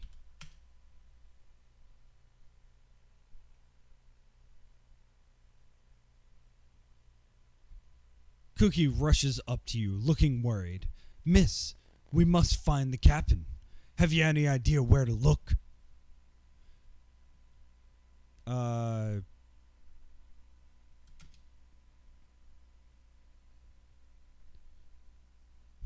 Cookie grins broadly. I knew we could depend on you, lass. Lead on. Library. X portrait. Enter portrait. The portrait is closed. Get hat. Touch. Island. Get treatise. Enter portrait. Open portrait. Quickly, you pull the book, joggle the knob, and touch the globe, and the portrait pops open. Cookie harumphs, surprised. Enter portrait. Down. East, south, east. Nope, west. North, east. West, west, south. Cookie rushes at the crocodile, crying, I'll take care of this monster, sweetheart. You run by and do what you must do. He dives headlong into the pool. All right, south. Get rapier. Whoa. All right. Nicholas is spread-eagled against the wall, shackled in a pair of manacles. A rapier lies in the half-dark of a corner. Crowley steps leering out of the shadows and cracks the whip towards you, hopping you towards the open trapdoor. Leave your honey be, wench. He'll join ye anon. Taken. Crowley snorts. Be careful, you might hurt your dearie. Crowley cracks the whip near you, hopping you towards the open trapdoor. You're a tasty doxy to let slip, but no help for it. Stab Crowley? Crowley seems more amazed than frightened of your attack. Guessing correctly, you'd hardly know the tip from the hilt of the rapier. He steps sideways in surprise, so he stands at the edge of the trapdoor. Crowley cracks the whip near you, hopping you towards the open trapdoor. Would you like a taste of water? Push, Crowley. Crowley cracks the whip near you. What, afraid of the lick of a whip?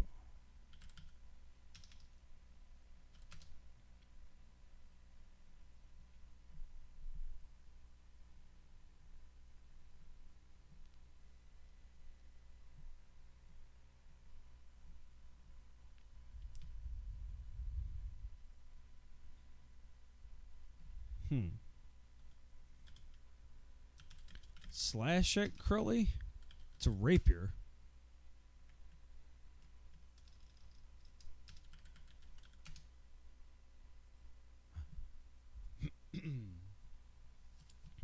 You flick the rapier across his chest, barely scratching him.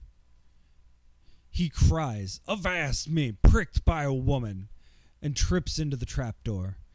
You peer down the hole to find Crowley hanging in midair, his hook caught on the rocks a few yards down. He curses and starts to climb up the sheer, slimy walls of the well. Closed trap door. Shut. Have anything? You have a rapier, a bit of mirror, silver tray, a green goblet, a rag, a powder horn, a large key, a cotton frock, a flower, breeches, a shirt, and your reticule. Seems that your reticule contains a missive, a jeweled brooch, smelling salts, and a banknote. You're wearing a beautiful ball gown, a garter, your kid slippers, and a linen chemise. Sounds of scraping hook against stone and curses echo out of the well, muffled by the trapdoor.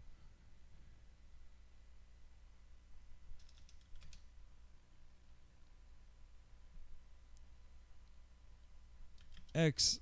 Nicholas.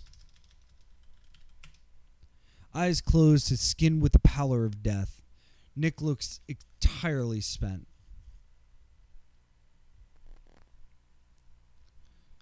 Unlock manacles? With the large key. The key is too large to fit in the pair of manacles.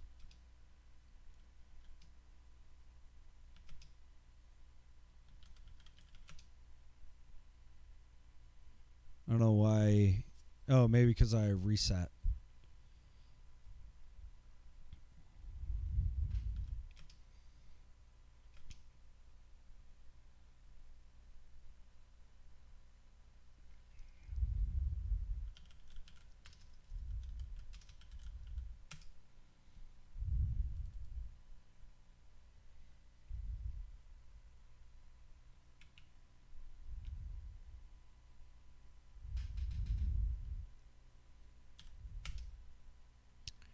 I did not save very recently. That's fine. We can power through this. Drink wine. Pour wine into green glass. Into blue glass.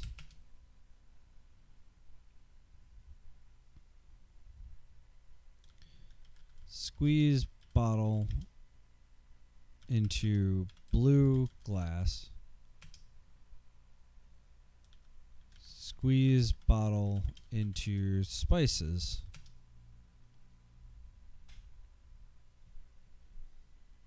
Get spices. Oh, whoops. No. Is this it? Yes.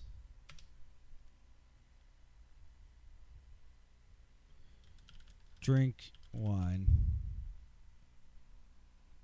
Get spices. Wait. Throw spices at Lafond. He runs away. Get spices. Throw spices at Lafond. Get all. Reflect. Moon in mirror.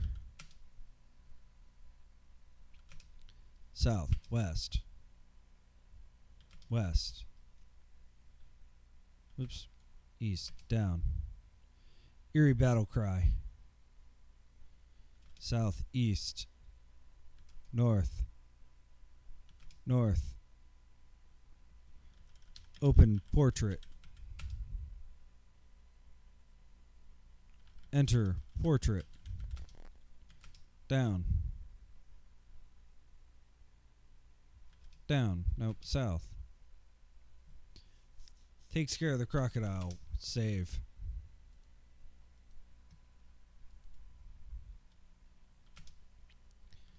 Get rapier.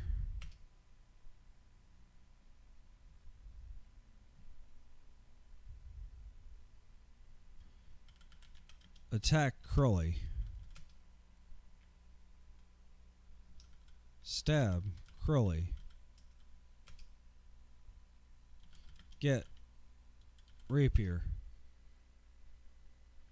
Already juggling as many things as I possibly can carry.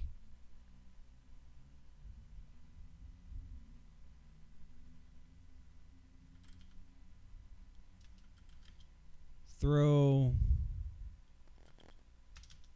goblet at Crowley. Oh, God. Crowley snaps the whip around your neck, jerking you sideways and down through the trap door. Well, restore.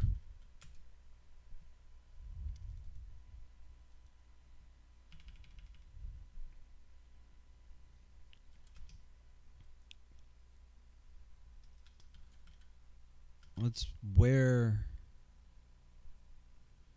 Oh, that's why. Let's wear the gown. Get rapier. Attack Crowley. Attack Crowley again.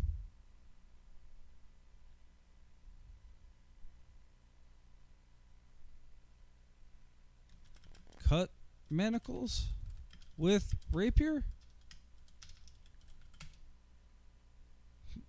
To put it bluntly, neither the rapier nor you are very sharp. Come on. Okay.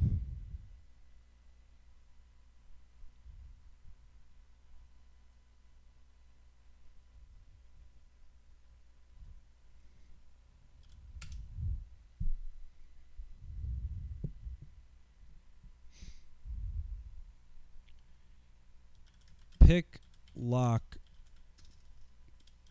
with brooch. You twist the pin of the jeweled brooch in the locks, quickly freeing Nicholas. He falls in a faint at your feet.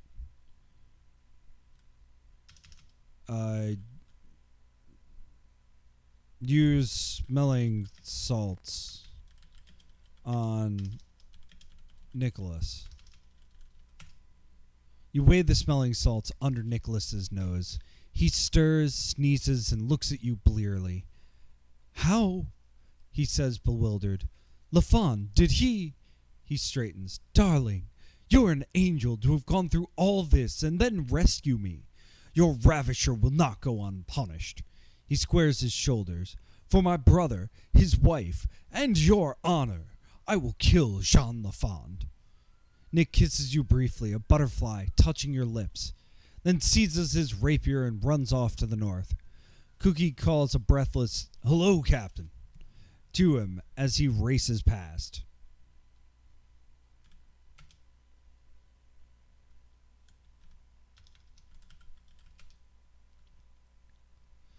The pool is royally with the writhing bodies of Cookie and the crocodile. Have fun, buddy. Oh, cool. Cookie's with me.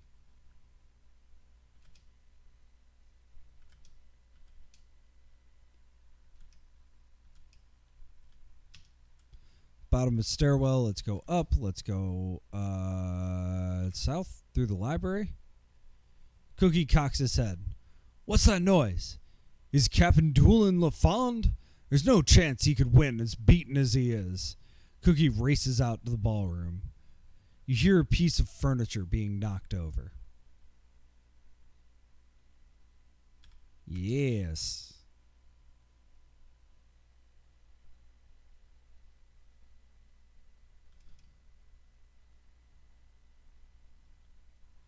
One of the duelists falls heavily to the floor, his sword skittering away. All is silent. Oh no. All is silence for a moment, broken once by a low chuckle. Then a woman screams, someone gasps, and Jean Lafond's wicked laugh blasts your ears. Who else cares to taste my blade?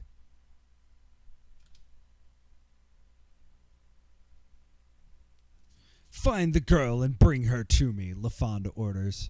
Dragoons surround you. Something cracks over your head, knocking you unconscious. You awaken cuddled in a huge purple and gold curtained bed with a shocking migraine. The man lying next to you pays no heed to your complaints and commands you in French when you try to defend yourself. He tires of you within a few weeks, but lets you work the streets of Santa Ananas. Ah, boy, we're so close.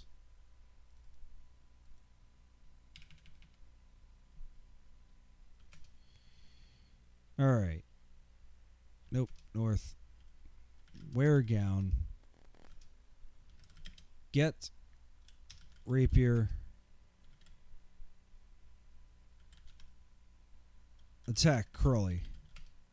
Attack Curly again. Pick. Lock.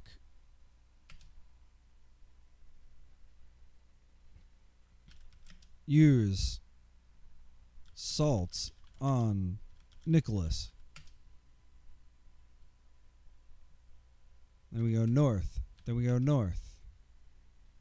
We set to verbose mode. We go up. We go south to the library. That is the wrong way we need to go. We need to go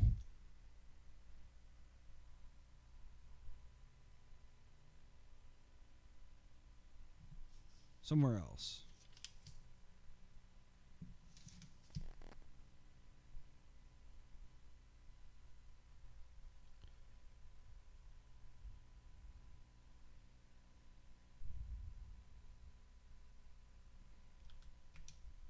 South to the east hallway.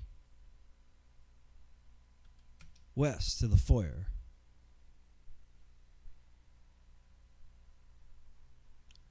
Up to the stair landing.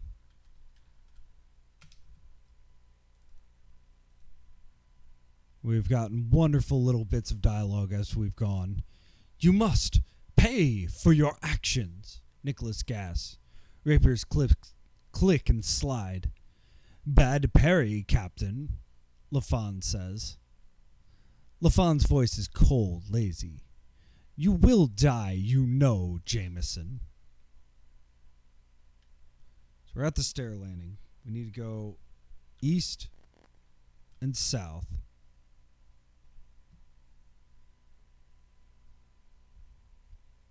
Swords engage and disengage. Nicholas and Lafond circle each other intently, the one breathing hard, the other casual, sword tips almost touching. Jameson has lost copious amounts of blood and is no match for Lafond, cool and competent. You hear a duelist leap forward and swords clash, parrying.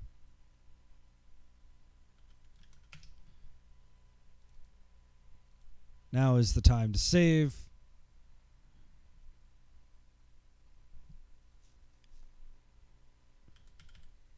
Drop chandelier. No, come on. Untie chandelier.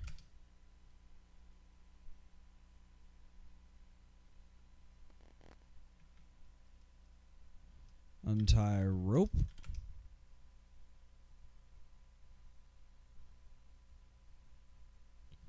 Nicholas and Lafond circle each other intently. The one breathing hard, the other casual. Sword tips almost touching. Jameson has lost copious amounts of blood and is no match for Lafond. Cool and competent. You hear metal scrape metal. A woman gasps. Someone calls out, "We've got the Dimsford girl, governor." Lying, of course, since you're obviously free. But Nick glances towards the voice, missteps, and slips in his own blood, falling backwards to the floor, his rapier skittering aside.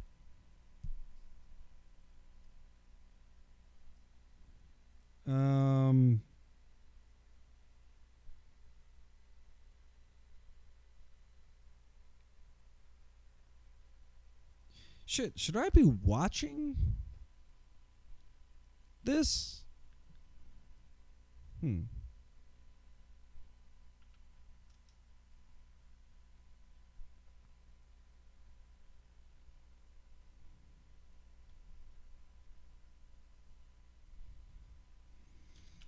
Lower chandelier.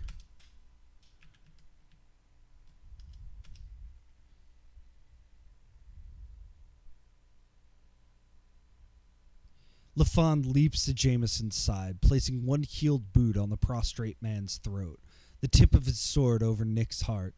He sneers then, one eyebrow tilted, and moves to plunge in the sword. Nicholas cannot move. Let's just wait at this point. The sword plunges down into Jameson's heart, a red stain flowing up to meet it on his breast. Nicholas draws his last breath, his tortured gaze drawn heavenwards to your face. He reaches for you, his hand dripping his own blood, and breathes your name. Nicholas's hand falls limply to the swelling pool of red blood, and silence pounds on your ears. Lafond wipes his sword on your lover's inert body, ordering someone to drag away the corpse. Suddenly there are sounds of fighting all about, and you realize dragoons surround the house. We've gotten to 22 of 25 points. The rank of Lady Lemon.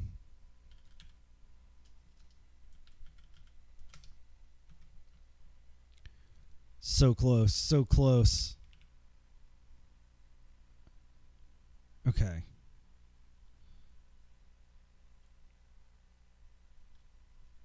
So what I think what I need to do is go north, west, south,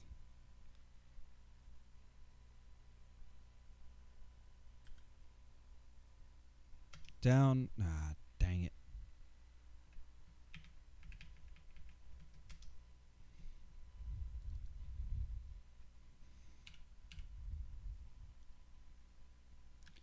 North, west, down.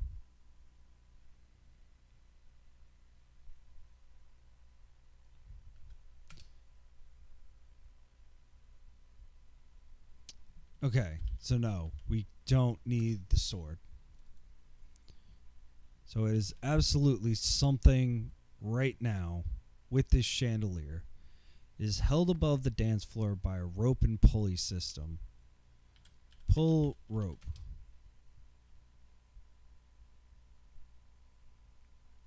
Push rope?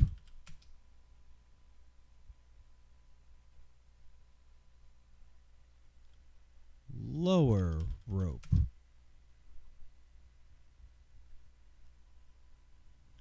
Get rope.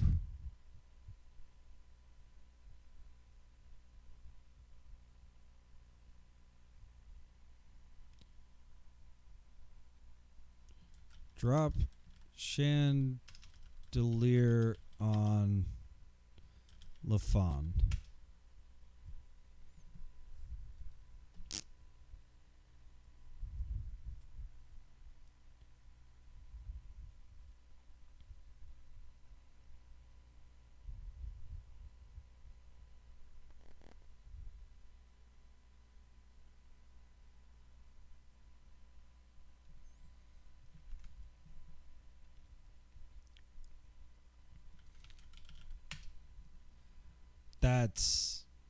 That's what I did last time. Swing on rope. Aye! The cry comes uncalled to your lips as you swoop down from the balcony, petticoats flying on the end of the rope. Your timing is perfect. You slam into Lafond just as he steps into his lunge. His rapier stabs wildly, piercing Nicholas's shoulder, missing his heart. You and Lafond roll into a snowball of petticoats and brocade, dropping everything between you. Nicholas shouts from far away, "Let me go! Let me deliver to Lafond to a better world." "A gentleman can't kill an unconscious man." That is Papa's voice. "And you're in no shape to continue, Nicholas. Rodney, help my daughter. I'll take Nick." Cookie leans over to you. "We must get back to the ship, miss. Dragoons surround the house." Nicholas, injured but still arguing, is already on the veranda, half forced, half supported by your father, shadowed by Lucy.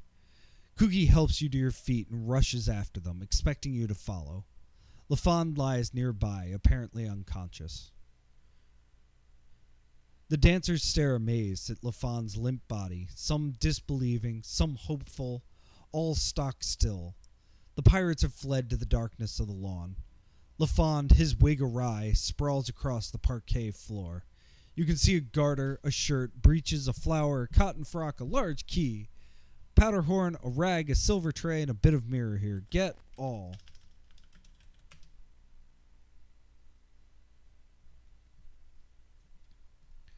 All right, veranda. Lawn.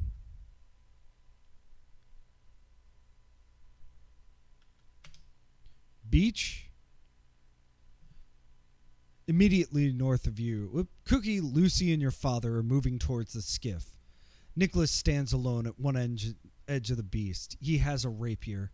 You splash into the rising surf and pain needles up your leg. Blood swirls out from your shoe into the shallow water, flowing over a small pointed stone. Enter skiff. The skiff is out of reach. Wade into the shallows. A shot rings out over the roar of the surf. Turning, you see that Lafond stands at the top of the cliff, a pistol in each hand. Trying to sneak out the back, cowards? You will die like your brother, Falcon, sniveling for mercy. He hands one gun to Crowley, standing nearby, and levels the other at Jameson. Shout. "Papa always says, action, not reaction, girl." As the gun fires, Cookie throws himself before his captain. He cries out, blood blossoming on his shoulder, and falls face first into the sand. Lucy runs to him. Jameson yells up the cliff, brandishing his sword. "Fight like a man, Lafond. You have drawn my blood once tonight. Let me draw yours." Lafond sneers. "On one condition. If I win, your lady comes to me. You will have no need of her when you are dead." Nicholas stiffens, glances at the dragoons on the cliff above, and turns slowly to you. He says nothing, his face hard, but his eyes tell you what you want to know. "Answer, my darling, yes or no?" "Yes." You have no breaths to speak. You nod once, never taking your eyes off Nicholas Jameson. Nicholas looks determined. "I accept, so long as my people go free if I win. Order your dragoons to obey us then." In answer, Lafond jumps off the cliff like a huge brocaded bat to land in front of Captain Jameson. "Die then, fool!" The pistol, spinning from Lafond's grip, drops to the sand nearby. "Get pistol." Lafond immediately takes the advantage, forcing Nicholas into a retreat towards the foaming surf. But Nicholas fights hard, jaw set, ignoring his wounds. Lafond finally loses his smile. Behind the duelist, far atop the cliff, you notice Crowley madly reloading the crystal. Reload pistol.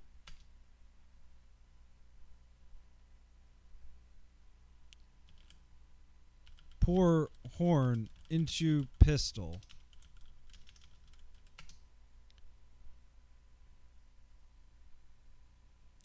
Fire pistol at Crowley. Suddenly, the force of their duel turns, Nicholas advancing against Lafond's retreat. Their blades silently flash in the moonlight. Lafond is pressed back into the shadow of the cliff, sweat beading on his forehead. Abruptly, Jameson leaps forward, metal scrapes, and his rapier licks neatly into Lafond's ribs, like a snake slipping into its burrow. The body of the governor of Saint Sinister convulses, as in amazement, then sags dead on the sword. Nicholas removes a gold ring from the dead man's finger, throwing his own cheap copy into the surf. Far above him, Crowley moves down the stairs. Fire pistol at Crowley. Okay, load crystal.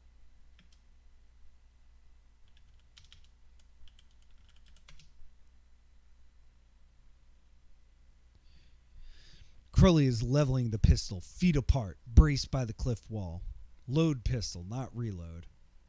You pour a lumpy stream of gunpowder mixture into the barrel of the pistol, tamping it as best you can. Crowley carefully aims the pistol, a triumphal grin benighting his face. Nicholas turns and walks smiling towards you, oblivious to his danger.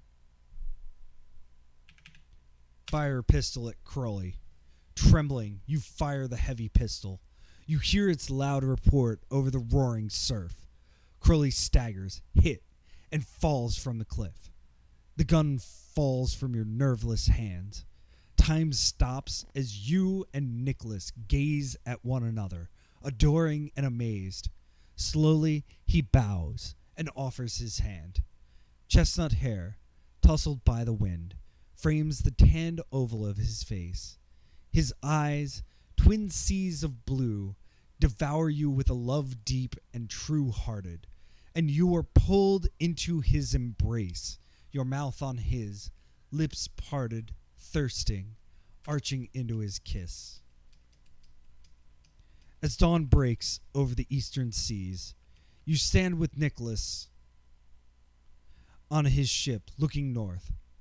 I have nothing left in England, he says. There I am but a destitute gentleman, wanted for piracy.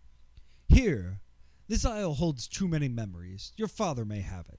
Mayhap my brother's wife yet lives. I must try to find her. Either way, he takes you into his arms. Come with me, my love, to America. They tell of endless fertile fields and strange beasts in that wild land. It won't be easy, but we will have each other. Together, shall we carve a kingdom blessed with fair children and freedom?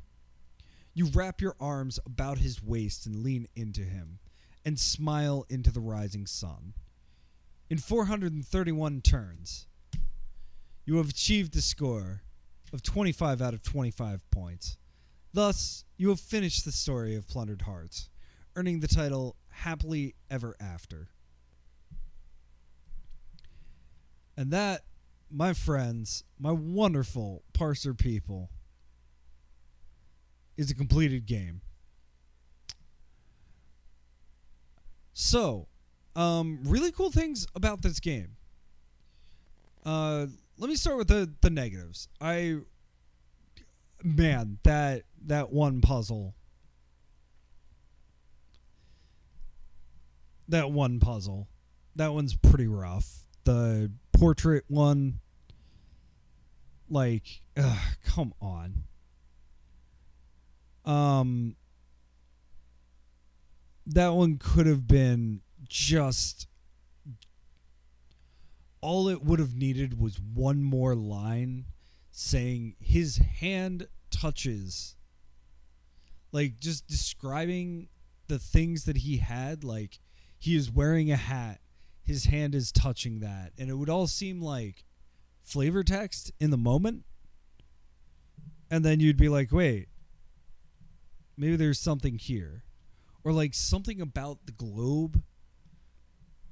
That's the harshest one. I honestly think the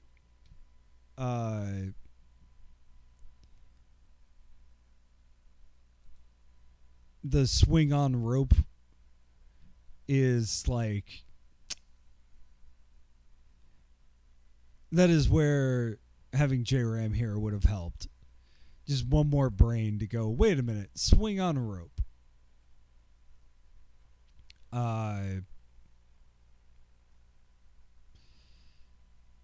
Other than that, I mean,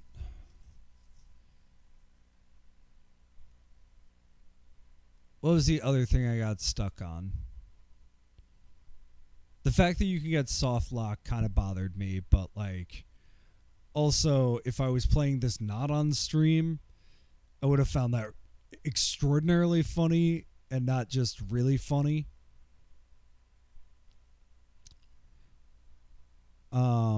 And yeah, the wording of throw spice, like that was the direction I was going.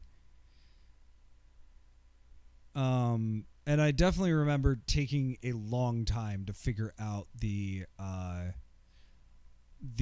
gate puzzle. And there's a lot of like early deaths that you can take there. But I think that part of it is really cool. I really love that there were really 4 different maps, small ones, but 4 small maps. That's really cool. And then that final sequence was genuinely good. Like, really, from being called into his room onwards is like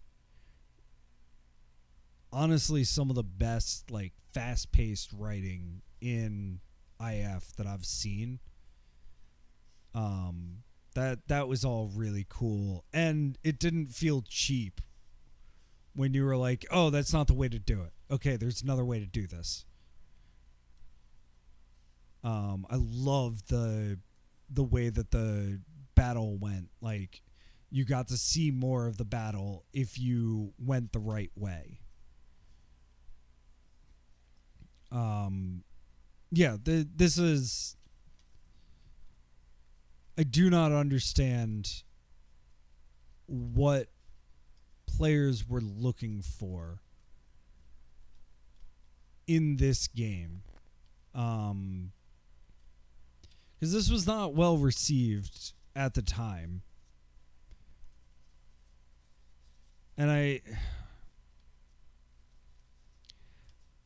have not read the reviews of it from the era. I don't tend to. But I'm curious, like, they said that it was super easy. And I think that that's fair. It's definitely more like, please enjoy this story than here's some moon logic. But I mean, there's 6 puzzles. And they're solid puzzles, I feel. You gotta move things, you gotta combine things. You have to use the feelie. I don't know. I think that's a solid Infocom game. And weirdly enough, like, I feel it's...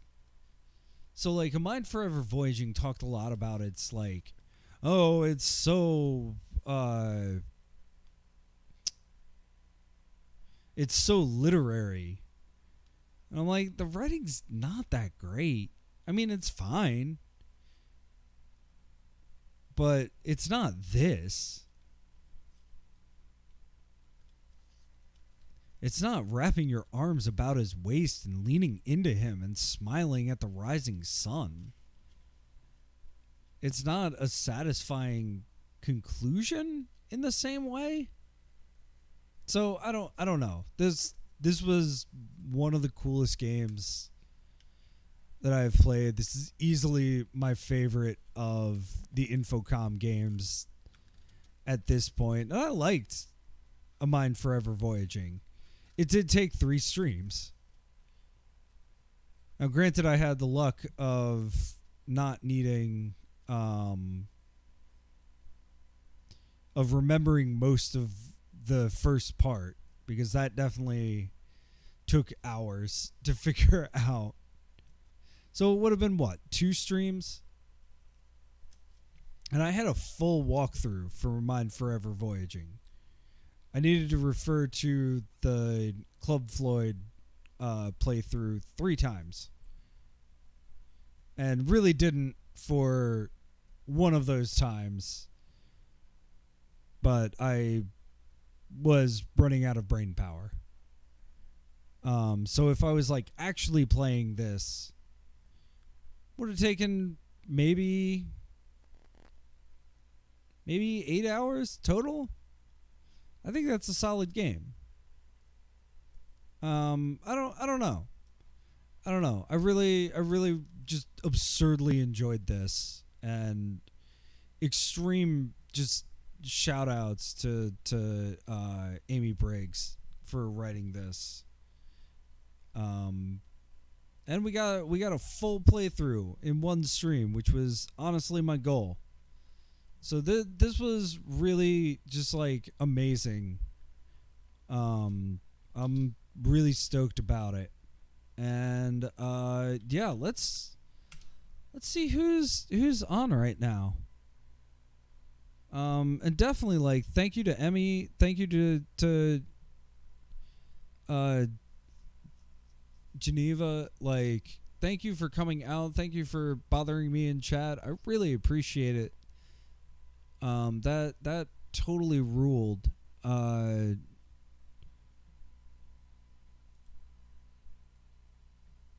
And I hope that you come out for other Text Adventure Tuesdays, or FMV Friday. So this FMV Friday, I'm gonna start Phantasmagoria from the start again, because I did not get very far, and I think taking a crack at it with fresh eyes will get us further.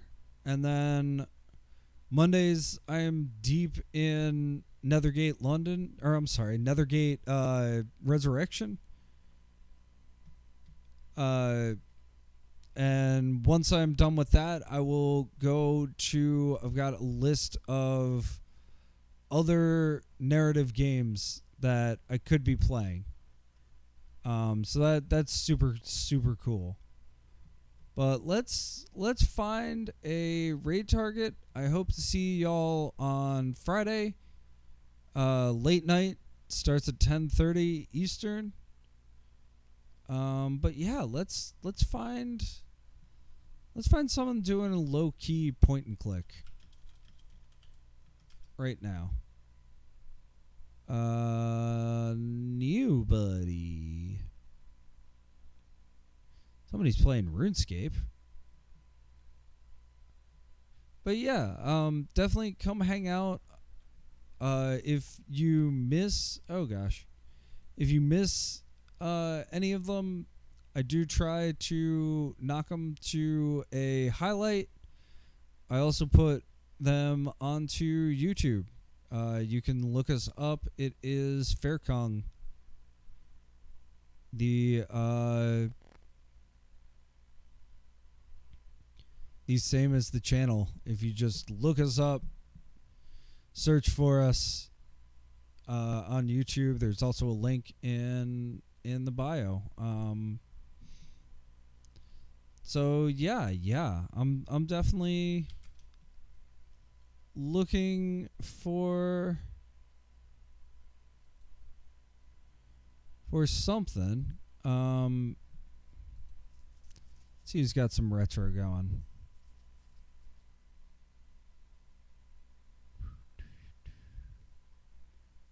And yeah, definitely come hang out as much as you can. It's a lot of fun to have people in chat, to have people say, hey, I want to golf. I want to be here, I want you to do this. Yeah, I would love to test that out. So it's definitely, always fun, and thank you very much for coming out.